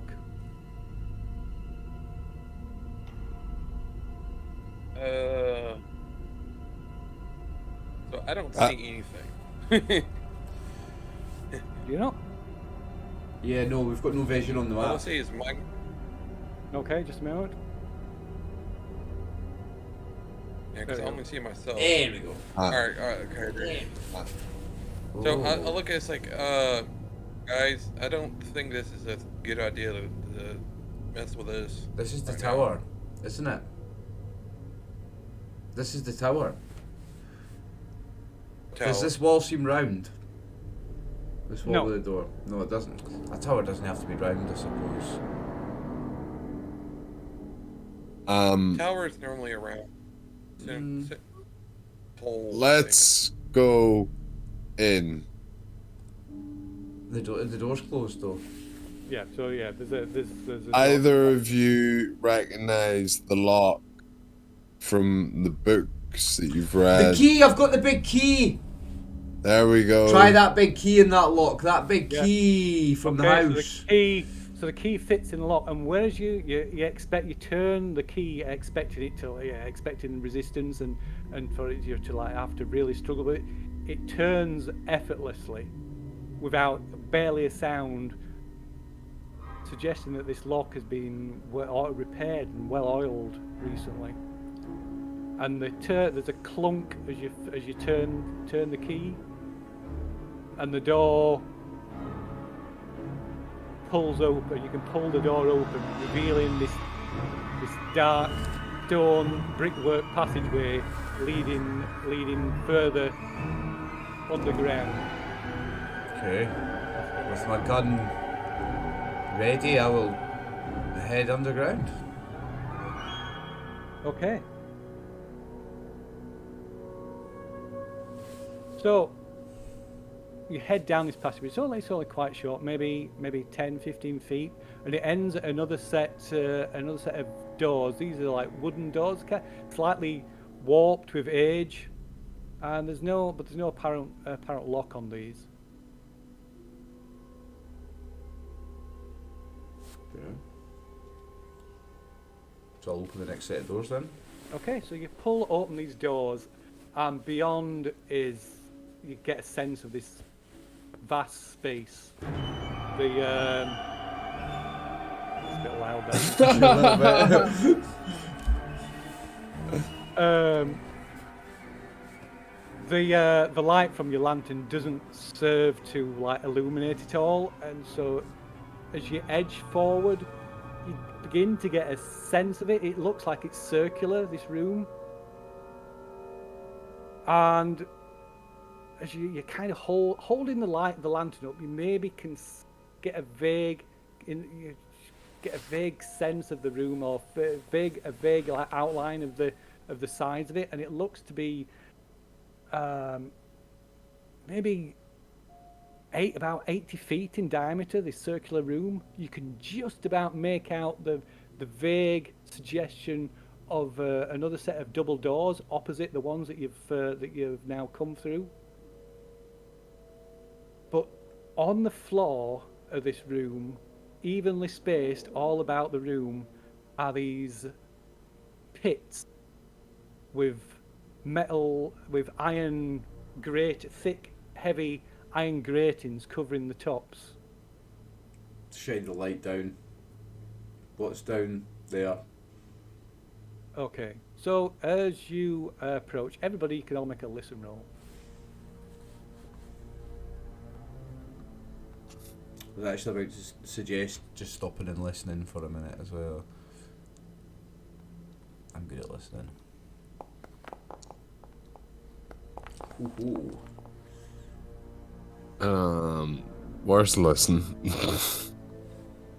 It's under L in skills, on the skills tab. So your character sheet. I'm looking at it. Your delve. Skills. Firearms, language. Yes, under language, law, library use, listen.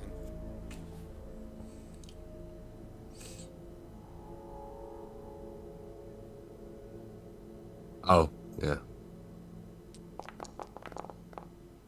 Okay. So Here's shit. That was worth the wait, Chris. Cheers. Sorry, lads. Thanks for your contribution. so I'll use some luck.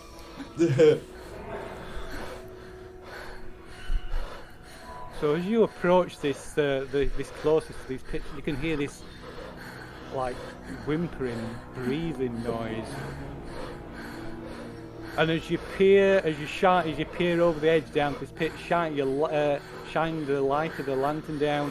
The light strikes something in the bottom, moving, that suddenly starts to scream and wail. And these wails start up from all around the room. These wails and screams, all these pitiful noises echoing up from these pits all around this room.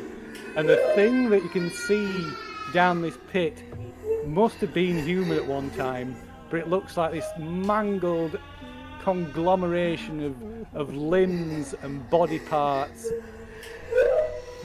And you can make a sanity roll. And as this noise kicks up, just echoing around, this cacophony of noise kicks up, echoing around the room, that prompts another sanity roll as well. So if you're looking down the pit, you've got a sanity roll for looking down there. If you're just being in this room, prompts a sanity roll from these awful... 2 fails. 2 fails. So you lose 1d6 from looking at the thing in the pit.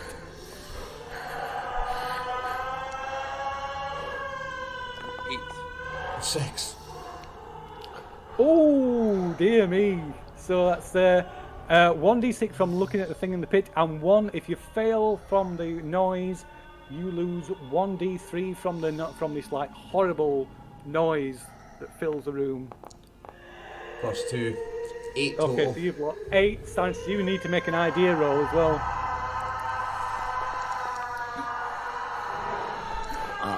I lost shit, 6. comprehend. Oh dear. So what? Dill lost. 6. Okay, so you've so that triggered that might Magic trigger down. number. So you need to make an ideas roll, which is an intelligence roll.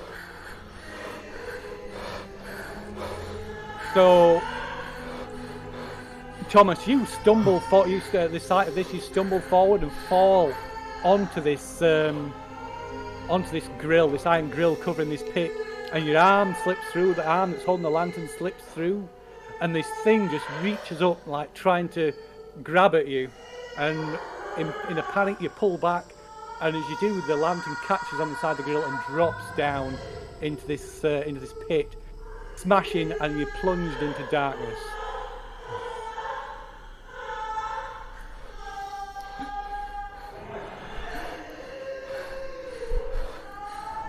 Do I have to get a bout of madness as well, by the way? Yes, you do have to get a bout of bandage, yeah. Let's see. Oh, for fuck's sake. Failed the intelligence check. Oh no, No, that's I good. think you- That's good. You want to no, fail you it. want to fail the Yeah, if you intelligence. fail it, that means you kind of block it out, rationalise it, so you don't have a bout of madness. Oh, there's no bout of madness here. Yeah, because I believe if you roll intelligence to figure out that you fail on that one, you like realize this is real. This is Yeah. not like a delusion where you fail it. It's like, oh, it's a delusion. It's nothing. Your mind's processing something else. It's like, oh, it's just a crazy guy or something like that. It's not. Yeah, you're just trying to fucking rationalise it, monster block it dude. out. So I need a D10 from Thomas.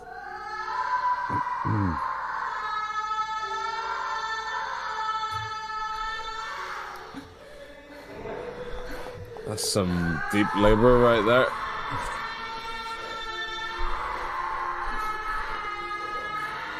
Three. Okay, so you are overcome with blind panic.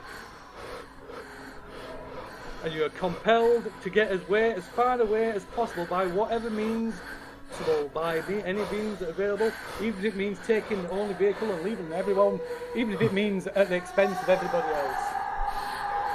And this lasts for a certain amount of rounds. Okay. So it's pitch black, you cannot see, all you can hear is this screaming and wailing all around you. And on top of this, you begin to hear like this violent rattling of metal, something like as if something's trying to force its way out from one of these, force open one of these grills. So at the moment, Thomas, you are laid on top of one of these grills. Can I do anything? You can do whatever you want. I'm going to roll off. Well, no, you said I've got to try and run away as fast as possible. Yeah. So I will get up off the grill and run, blindly run, probably into a wall, I guess. Okay, so I'll let you make a luck roll. So depending on how successful the luck roll is, that will depend on what kind of direction you're heading. Fair. What's Dill and Maxwell doing? Oofed. Oh wow! So it's not a fumble because you're at 53 luck, Yeah. so it's not a fumble. So it's just a fail. You run. Okay, well you probably don't run full pelt, but you move as fast as you can and just come and almost immediately come to a water like a wall. So I just keep running around the wall I don't know until I what's find going a on. way out. What's that? Sorry? Sorry. Does anybody have a lantern, or did he drop it or something? He or- dropped it. Yeah, he dropped it and it smashed in the pit. So I don't see anything at all. No, nothing. Not even the way we came in. No. So myself, I back up to see if I can feel the doorway out. Okay, so you can make a luck roll as well. you're not in as much of a panic. So, what's Dill doing? Dill's gonna pull out a cigar and light it, and see if it helps him be able to see a little bit better. Okay. Okay. Also, help calm his nerves a little bit. Okay. At least I didn't feel too bad. Sorry? I said I didn't feel too bad. No, we didn't feel too badly. So you kind of maybe you pause a little bit and kind of like cast around, even though it's pitch black, just looking around, just in the hope of seeing something, and then perhaps you see the flare of Dill's lighter as he lights up a cigar. You can see like it quivering in his shaking hands. You see his face illuminated briefly as he pulls on the cigar, and the cigar end flares up. So let's say that you head towards Dill. Yeah, I pull out my lighter and light it up. Like, Okay. just right there, and then so I was like, "Come on, Dill, we need to get out of here. We need to find Tom and get the fuck out of here." Okay, so let's see which wall do you manage to make? So which way are you going? Which way is Thomas going? Following wall, left or right? Should we toss a coin? Evens Hey, it's up to you. You evens can is decide. left. I'm Even, just nah, gonna I had a panic. I'm letting the dice decide. Evens is left, odds is right. Okay, so I'm going to make a dice roll as well. Decide which actual side of Odds which is side of right. the room you're on. Okay. No, Which side evens of is the room left. you're on? Sorry, evens is left. I went left. Okay, right. So you head left, like feeling like moving as fast as you can. Maybe you trip and stumble, feeling like along this wall. It's feel it going round. You can hear the sounds moving as you're moving your position behind you as you're moving around this room. Dill and Maxwell, Yes. what are you doing? Right there, I light her out, and I see Dale grab him by the shoulders, like, we need to find Tom and get out. So what are you doing? Just black all around you. The act of lighting the light, it like illuminates your face, but it makes it almost puts you in this Bubble. this bubble and just It's darker pitch black. outside. Yeah. Yeah, well, I say, like, You hold on to my back, and I'll reach for the walls. So I'm like scrambling for the walls like this, using my Mr. Miyagi hands. yeah, well, I say the wall was right behind us, so I pull him back toward where I was. I didn't go like really far into it. Tom did. Okay, you can hear this bang, this like banging noise, something like banging against me, a bang. And this sound of these like these grates on the floor being something like banging against it, the squeal of buckling metal. So Thomas, your hand touches some wood, and as you feel further along, it's the wood of a set of doors. Feel for the handle. Yep. Feel the handle.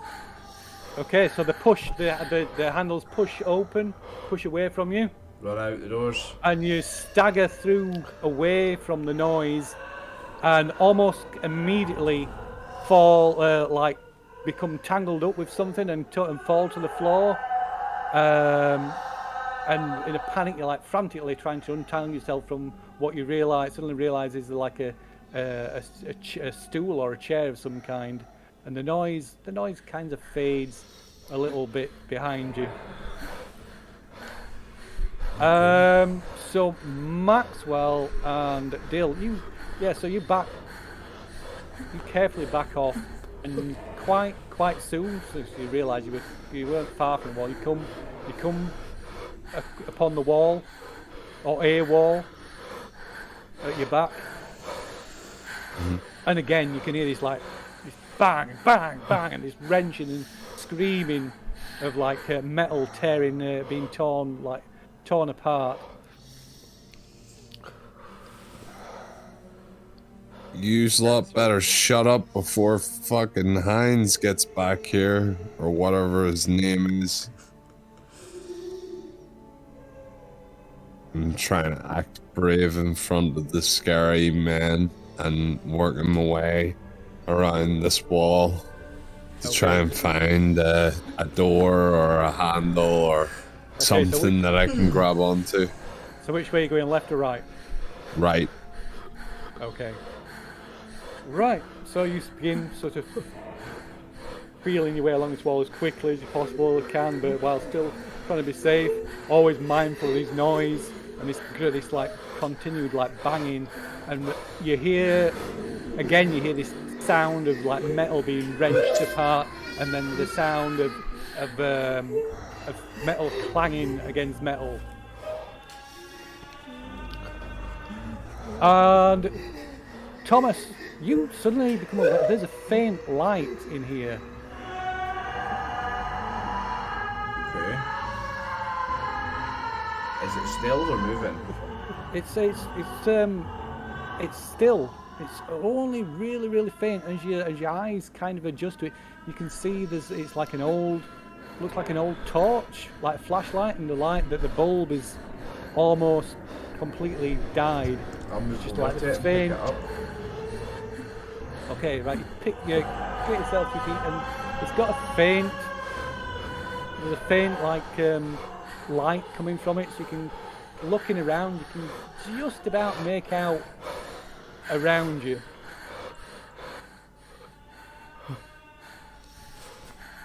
And you're in a small square room.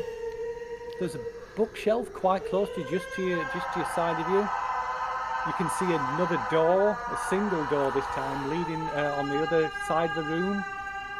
And as you pick yourself up and stand onto your feet, there's an old rotted armchair in front of you, and there's a figure sat in this armchair. And as you look, it's hard to make out at the top with this like faint light. But your sense of panic begins to rise. You can see there's leather straps or big leather strips of thick leather binding this figure by the wrists and ankles to this chair. And as you like bring the light up, you can see there's like figures, like it's the skin of this figure. It's all wrinkled and looks like dark and almost rotten. And is this figure alive? And you can see its chest rising and fall, and the tatters of these rotted old clothes still hanging off its form. And as you see it's a hand, an arm across its chest that's not fastened to the chair, but the arm and the hand is just fused. The flesh is fused to its chest, and the face is like all deformed and melted, and the like part of the jaw is exposed. There's drool running round it, running from its mouth, and one eye is hanging down. You can see one of its legs is twisted and shriveled, and the foot looks more like the foot of a child. And the eyes flicker and open, and it lets out a scream.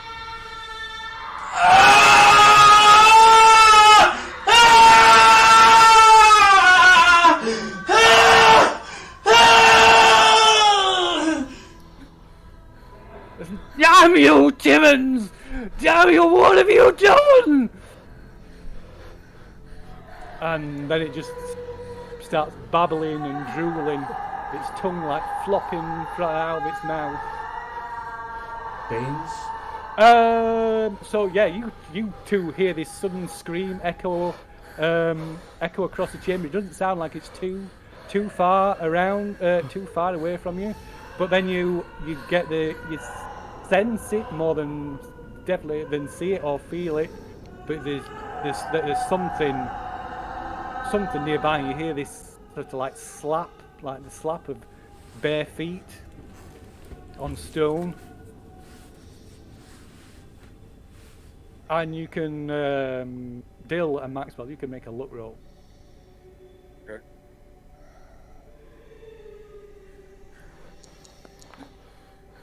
Oh, nice. Awkward. Look, that one. And then press that. Oh dear. Is my luck worse because I spent loads of luck? Yeah, it gets lower as you spend you it. spend it. I'd like to spend a better for you. That's kind of how luck works. Okay, right. Suddenly, something grabs hold of you, Dill. You feel this cold, wet hand and these like bony like fingertips or claws just like dig into your flesh of your arm.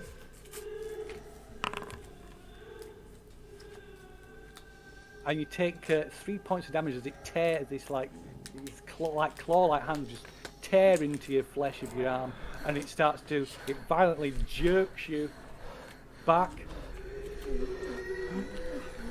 So yeah, this something, you hear this sort of guttural growl, and you feel, and Max, you feel Dill suddenly like yanked away from you. And Matt, yeah, so you can, and do you hear Dill scream, like give a surprised scream of pain? I'd like to turn around, put my gun out, and turn around. Okay, so you maybe you can see the for a moment you see the like flare of Dill's cigar as he like takes a sudden, as if maybe it inhales suddenly from the surprise and pain, and it flares up. You see he's like this look of pain and terror on his face. Do I see who has him, or? No, you can't see anything. So, Dill, you can make another sanity roll as well. Oh, great.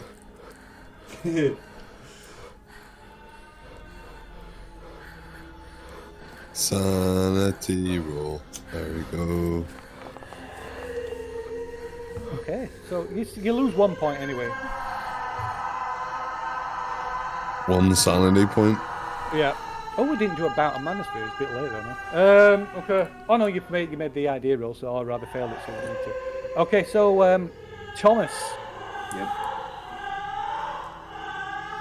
So you're overwhelmed. Like this sense of panic just overwhelms you, and you just turn and bolt. Okay. And just like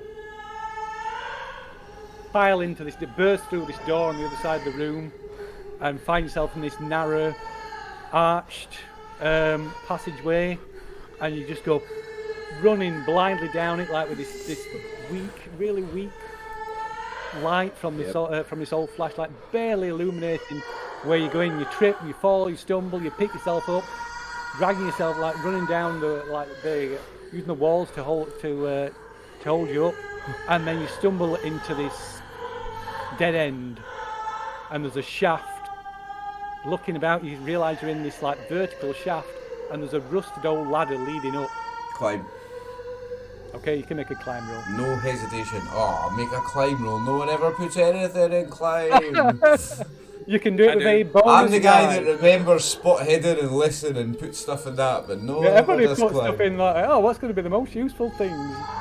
I got a 50 climb. You can do it. Like military. Bonus dice, yeah. Yeah, you can do it bonus dice because you've got a ladder. Yeah. You should be doing this. Yeah. Oh, so yeah, you in your That panic. should be 34, not 84. My bonus dice didn't work. It's still a fail.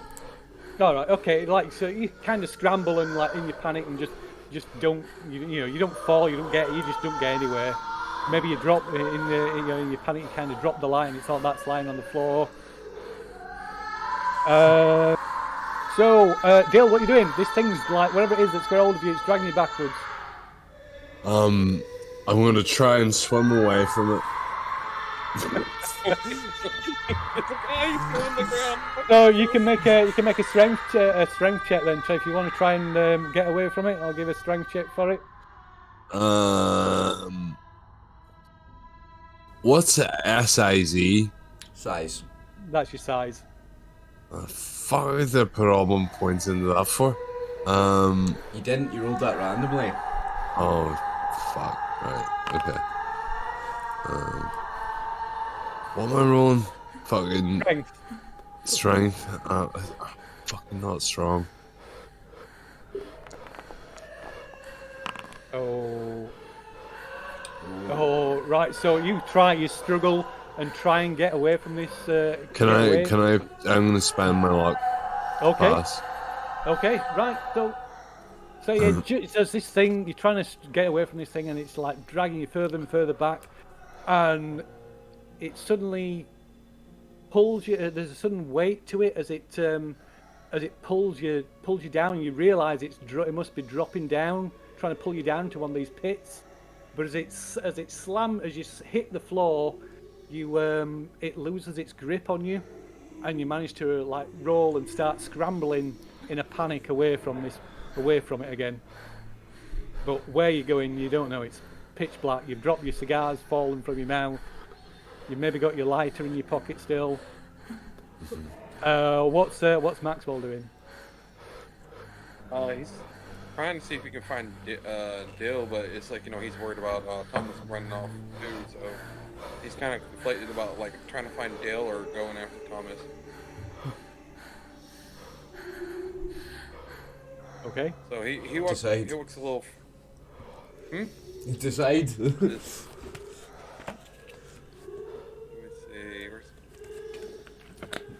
Are you gonna save your cousin or this cowboy?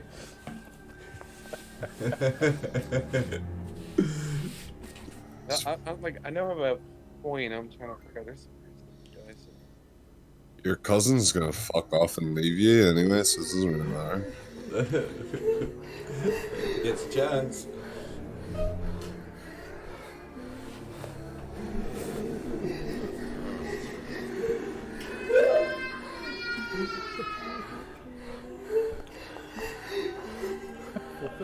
He's going after his cousin. It's like he started dealing, and he starts running. And like, hopefully, we're like looking around and see if we can find. Okay, so you make a look roll. All right. Did you flip a coin for it? Yep. Okay. Right, so you head off into the darkness, and what you hope is the direction that Thomas went. Oh. Whose $100. cam? Oh, What's happened to my yours. cam? Your camera's gone, mate. Oh, there you go. Sick. What's There you go. happened? Oh, you're back Oh, again. it's my Oh, cam's, there you- Oh, my cam's freaking out, so we'll take a pause there, guys, and I'll fix it, right? Okay. Okay, that's the first pause we had in a while, anyways. just flick your source off and on there. It should work.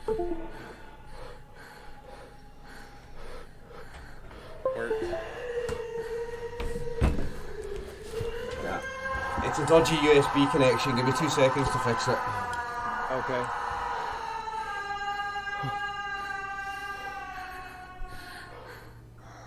That's it. That's you. You look pretty again. Thank you. Okay, so Dale, you're scrambling along the floor,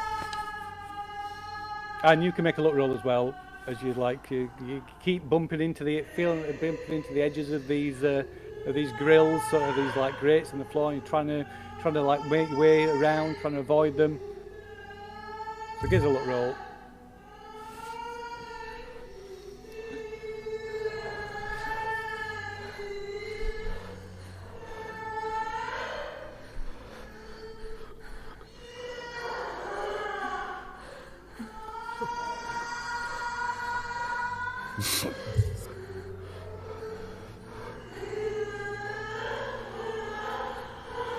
With a look roll, Dale? Oh, is it me? Sorry. Yeah. Fuck.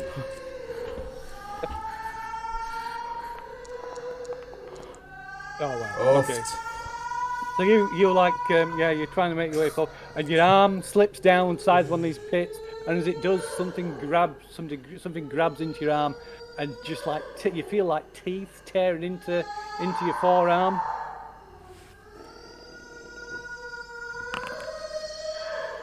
And you take 6 points of damage as you feel this massive chunk bit of flesh being torn out of your arm. I just take that straight off my hit points. Yep. And then you can feel like other hands grabbing onto your arm and just wrenching you like violently trying to wrench you down through the gaps in the grill. Can I attempt to like dodge when I'm feeling the other ones trying to grab me? No. Attempt to what? Sorry. Dodge. Dodge. You can attempt to try and pull yourself free. Would that be strength? It would be strength, yeah. For fuck's sake, right? Well, let's give it a go anyway. Here, why not? We're fucking here anyway. Yep. Soft. How much luck do I need to push up? Oh. For 500. So if you spend luck, you've got to beat my level of success. I can't spend luck. The only thing I can do is push it. I don't really want to push it. Okay. You've got 50-50 chance on a push, man. Ah, fuck it. Let's go. Yes! Okay, so There you you go. managed to wrench your arm free again, and you can feel the blood like pouring down your arm and on the floor. And again, you can hear more of it. You can hear the like metal grills rattling all around you. Maxwell, you've like find yourself at another open set of doors. You're not sure if the ones you came in through or if there's some more doors and you can hear this. You can hear this as you go through you go through this door and you can hear this sobbing sound. Okay, he looks behind him, he offers a silent prayer and he shuts the doors behind him. Okay. Right, so Thomas, let's have a climb roll again.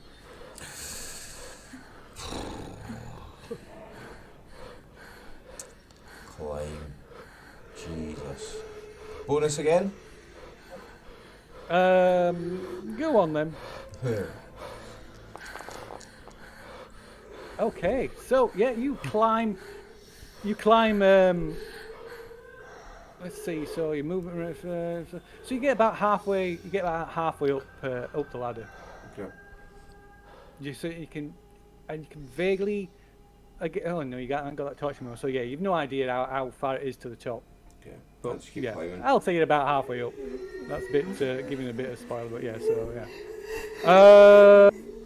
Okay, so Dill, you hear a slam of the door being closed.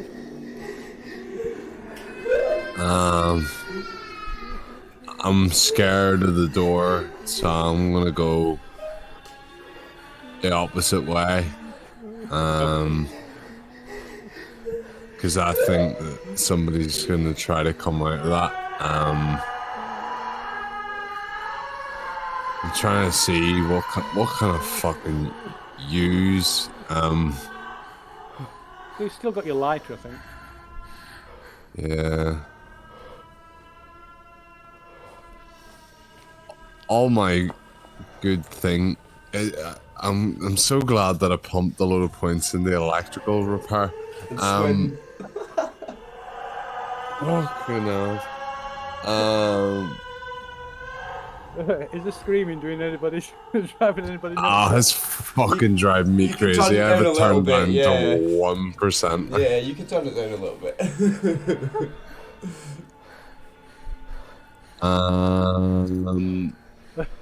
Is there anything in the room that I can throw? You can't see anything to throw. Oh, okay, yeah, fair enough. Right, well, I'm just gonna run fucking aimlessly as fast as I can towards a direction that is opposite to the slamming door. Okay. Luck? So give me a luck roll. Yeah, I think that's definitely a luck roll. Oh, you've not got much of that, Chris. 38. Fucked it again. Okay, so you go running in a random direction probably, and you were surprised. You're surprised and relieved to find as you're you're running along with your arms outstretched. You stumble through the open doorway, those double doors that led you into this room, and you find yourself in that stone passageway that leads back to the riverbank. Like where we started? Yeah, and you can just see there's like maybe obviously it's pitch black outside, but it's still lighter outside than it is inside. So you can maybe just see this sort of vague outline of what must be the like dirt tunnel that led you in here,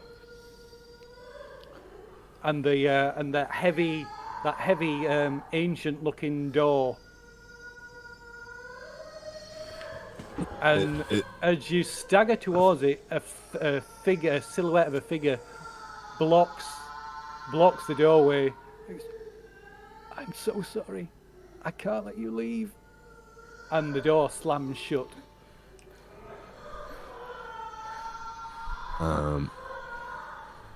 Can I use charm and say pretty please? If you get a critical success, I'll maybe say that maybe your pathetic please cause him to pause briefly. Oh, 84. No.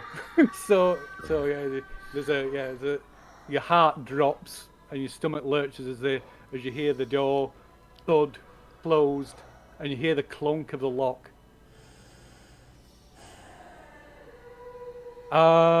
Maxwell. So yeah, you're in this room and you can hear this faint whimpering sound.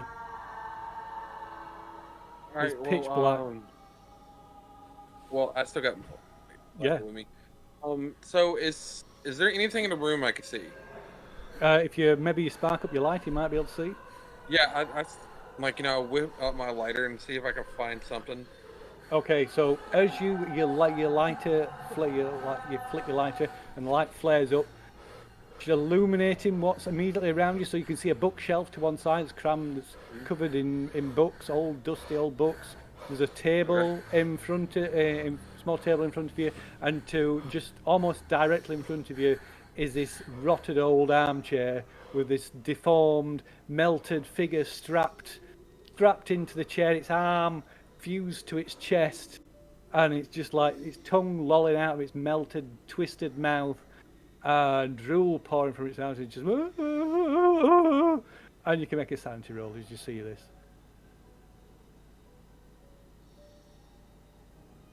And if you fail, you have to kiss it.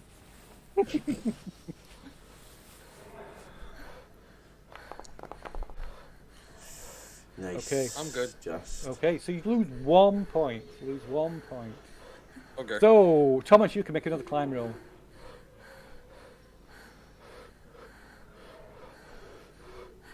Oh, me. I'm Thomas. Yeah. I took a second there. Sorry, boys. It's been a long one. Oh, yeah. Trying to wrap it up.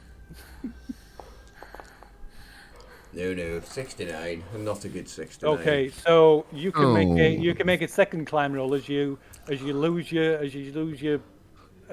footing and you slip on the ladder. I never used the bonus dice in that first one, by the way. All right. On that one you've just done. Yeah.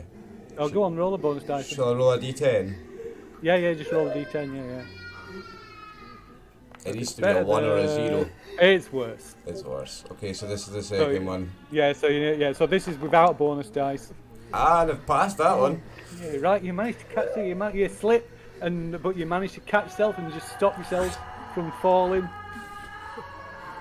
And so you managed, heart pounding your chest, managed to scramble up, and you suddenly your head butts up against something above you, and for reaching up, you can feel the top of this shaft, and there's like a trapdoor above your head.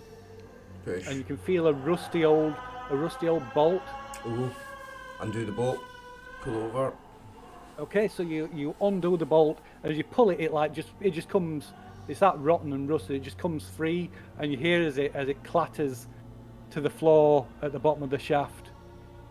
So Maxwell, you hear this sound. There's something clattering, sort of like this metallic clattering noise Okay. that comes from another door at the corner of this room. Okay, so what I'm gonna do is I'm gonna kick the table over, wrench off a table leg, take my tie off, tie it to the end of it, light it up, and make an improvised torch. Okay, very good, very good. So yeah, you can. Yeah, that probably takes a few minutes. So, Dale. So yeah, you're like stood sobbing against this door that's shut. Your means of escape closed off. Yeah. And then you hear something, this wet slapping sound coming from behind you. And there's a moment of panic before this thing just tears into your back, just ripping you apart, and you slowly slump to the floor as the lifeblood runs from your body and blackness consumes you. Rip. Blast. Brilliant.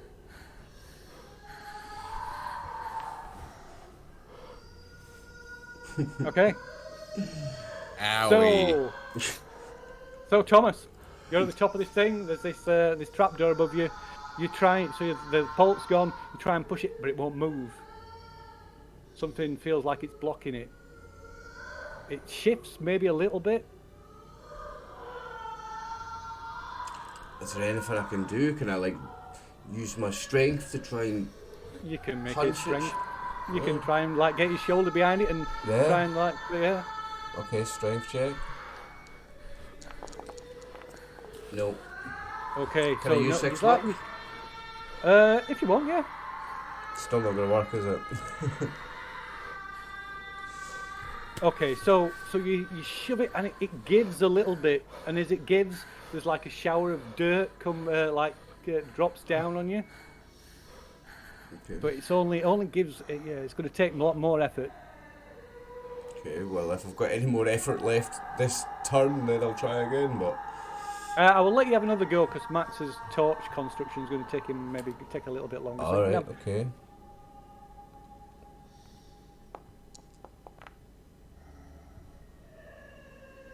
Okay, right. You like put your weight behind it, really heave, and it doesn't budge. Right, this But time I'm gonna jump. I'm just gonna jump off the ladder. I'm gonna shoulder up into it and I'm gonna push the roll, right? But as you're going to push the roll now. I'll push the roll now. Okay. Fuck it. It's do or die time. Yeah. Oh yes. Okay, right. It gives, yeah. So it gives again. So maybe it's moved about an inch or so, and there's more dirt comes showering down. So Maxwell, you've like wound this thing around this chair, about this leg, set it on fire, and you've got it's not the best, but it's certainly better than your lighter on its own. Right. So I got a better view of the room, and I'm ignoring that freaking dude in the chair. So yeah, it's a small square room. There's this guy in the chair. There's this little table, and there's like this bookshelf that's crammed with old, dusty, rotting books. Is there any other way out of the room or not? So there's the way that you think you came in. Like these double doors that shut, and in one corner there's a single door that's like open. Alright, I use the bookcase and I go against it and shove it against the the bookcase, push it against it, keep the door from coming open. Okay, just as you push, like you manage to shift that into position, there's like the old door shakes. There's something like hits, like seems to slam into the door. Get up that ladder, Max. I'm so glad that I decided not to follow you. So what's Max doing? What's Maxwell doing? Ooh, me? I was just knocking the Yeah, so you knocked it down, and you knock it down, it blocks it off, and just as it does, like say, you hear something slam into the door behind it, and the whole thing like shakes, but yeah, doesn't move. what it is that as he's doing that one, he sets his torch to the bookcase. He's burns. If something's gonna come through, it's gonna catch on fire. He goes through the other doorway and shuts the door behind him. Okay, so through this other door, you like shut this door behind you, and you can see this this narrow passageway. It's only about 5 feet wide, it's barely 10 feet tall. It's kind of like peaked, and you can just about make out maybe a room or something at the other end. It's maybe about 20-30 feet long, this passageway. All right, he walks around slowly with his gun in his hand. Okay. So, Thomas, this the trapdoor's given a little bit, but it's still not open. And like I said, there's dirt. Every time you do it, there's like dirt comes showering down. Yeah, so we're getting rid. I'm loosening the dirt that's on top of it. Eventually, it's going to get lighter. I'm going to try again. Strength. Okay. Yep, strength again. Nope. Can I use my luck or push it? You can if you want. Okay, so again it moves, and you can see there's maybe up about two inches, and you can see there's like you can't see, sorry. Can't see but shit. yeah, it's not, you can feel there's a gap about 2 inches up, but there's like solid dirt all around this gap. But it feels wet. In fact, you can feel water running through this like wet, almost muddy dirt. I don't see any other option but to try and just keep pushing this door open. Okay, so Maxwell, you get to follow down this passageway, and you're coming now in the bottom of this shaft. So you can see there's just this rusty old ladder going up this shaft, and just barely with the light from the makeshift torch, you can He's see. not got the makeshift Thomas. torch anymore. He left it to burn the bookshelf. He's only got his lighter. All right. Okay. So you can just make out this. You can just about make out this narrow shaft, maybe about 10 feet across, with this rusty old ladder going up. And I put my gun up and I have my lighter out and I'm climbing up. Okay. So give us a climb roll. Are you climbing with your lighter out? Yeah. Okay, so normal climb roll then. So you get like climbing with just your feet in one hand, more or less. Well, you kind of get everything, but yeah. Yeah, I've done it before. 3 points of contact, that's all you need. A lighter only takes 2 fingers. You still got these 3 fingers in that hand. Yeah, but what it is, if Still it's so not narrow, good, you can actually put your back against it, so you climb it up, your back kind of go like...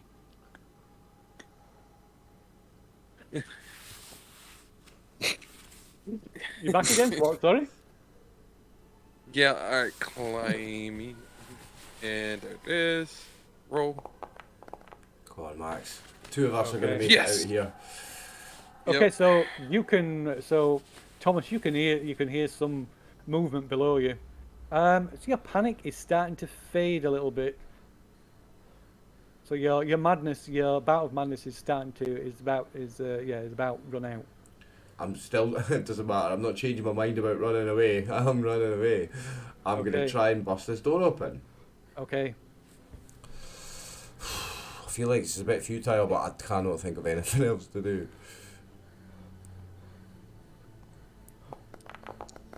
Oh my days, I keep failing them. I'm going to use my luck again.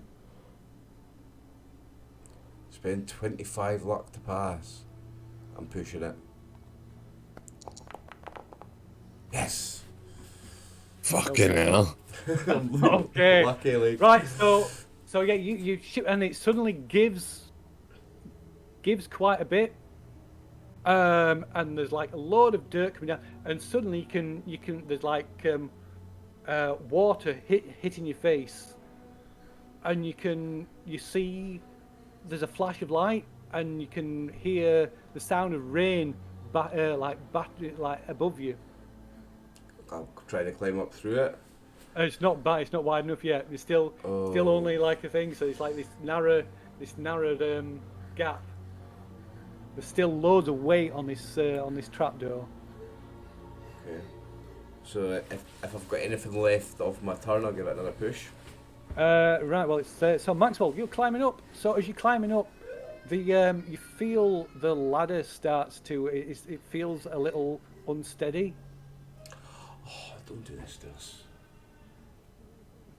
So you can make a climb roll. All right. It's fucking rusty and someone's jumping at the top of it. Okay. A 40. Okay, so yeah, so you get to the top, or rather, as far as you can get. So above you is Thomas, and you can hear the sound of rain, faint sound of rain, as you can, and there's light coming from below you now, Thomas. You can, and glancing down, you see Maxwell below you with his lighter in one hand, and the ladder gives a sickening, squealing noise. And looking down at the top of the ladder, you can see one of the rivets, the like bolts that's holding it to the wall, is slowly kind of pulling away from the wall, probably due to the increased weight. Can I try and kick the rivet back into the wall? No, it's right at the top, so it's like very. So you How can make wide a. is the hole? Sorry. How so with the ladder and there's the hole, like, you know, the shaft. So the shaft itself is about 10 feet across. And at the top you can see there's like a stone slab, a big stone slab covering it, and then there's this stone trapdoor across the top of it. And there's a gap there. Thomas has managed to make a gap of maybe about 4 or 5 inches. But you can see there's like dirt. It's like must be wherever this is open. It's covered. It must be covered in dirt. Okay. So you can, only one of you can get at it as well. All right. So like, how strong are you? 60. I'm a 62. So There's no point getting past me, is there? no. So what it is that I'm trying to figure out if there's a way. So what I was gonna do is like, if I was gonna do is like, you know, as the thing is, if it's gonna fall this way, he's gonna push against it and have his, like, if he can grab his feet and just like do a line ladder like this way, and he's kind of hold it like this. So his feet's like stuck on the ladder, keep it from like falling backwards. I'm not sure. Say that again. I'm not sure what you meant. All right, so the ladder is this, right? And they're here. Yeah. He wants to hold his feet against the far side It's of the 10 circle. feet. It's 10 feet across. Too wide. You need to be 8 feet tall. At least. Yeah, if I was Shaq Well, I'll size, say I'm like, And 10 the feet rest, tall, yeah. ideally. Yeah. well, yeah. I'm a 75 size. I mean, Yeah, that's probably contribute not good. You should probably do a smaller size at the minute. Okay, so yeah, Thomas. Same again. What else can I do? Unless Max has got any suggestions, it's strength to try and nudge our way out of here. Okay, so you can go on, make the roll first. What about your gun? Could you shoot Max?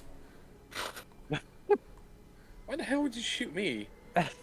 Because you fucking slammed the door in my face and it scared me and sent me in the wrong direction. I got my back spine ripped out. Well, Okay, so I need it. So. heave, and it shifts even more. There's maybe maybe about 6-8 inches gap. You can't, not quite big enough to get through. But as you do, the like top corner of the ladder just comes free. I think they should be forced to do a size roll. So you can both make it. Well, you can make a group luck roll. So the person who's got the lowest luck. Do you hear what you got? I got a 40. Oh, me then.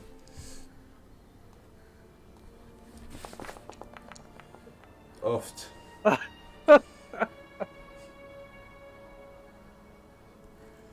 So the top of the ladder Cause... the top of the ladder just comes free, and the weight of both of you, the top of it just bends and sort of like starts to come away from the wall. Go on, you can make it. I will let you make another luck roll. You need a hard success from both of you. Right, there's mine. Ooh. Oh wow! Good luck, Max. Opposites.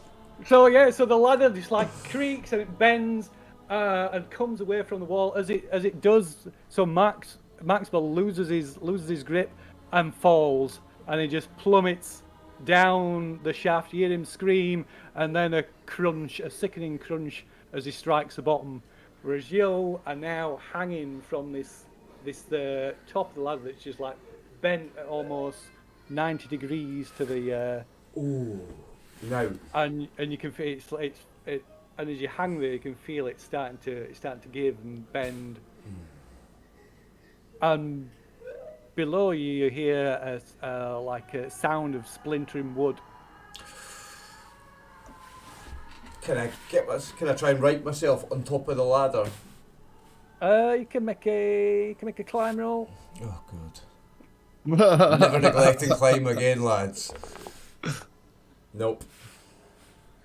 Okay, so yeah, you try and climb. You climb onto the top of. Say you climb on top of the ladder, and so you got yourself wedged between the top behind the ladder that's bent and overhanging, and between the trapdoor. You get one last like desperate heave, and the trapdoor like sort of pops open. You feel this shower of dirt, and the ladder gives way beneath you, and you're like.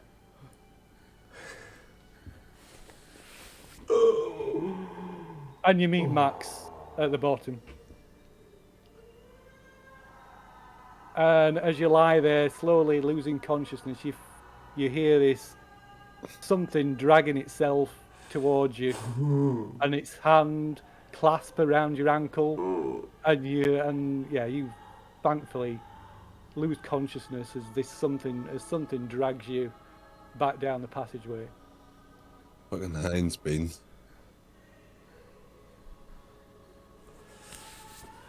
Game over, boys. Wow, that took a long time.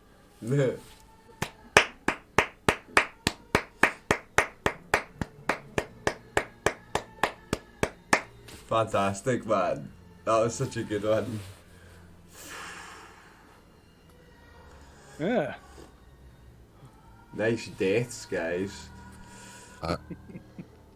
I blame Brian. Fucking bastard.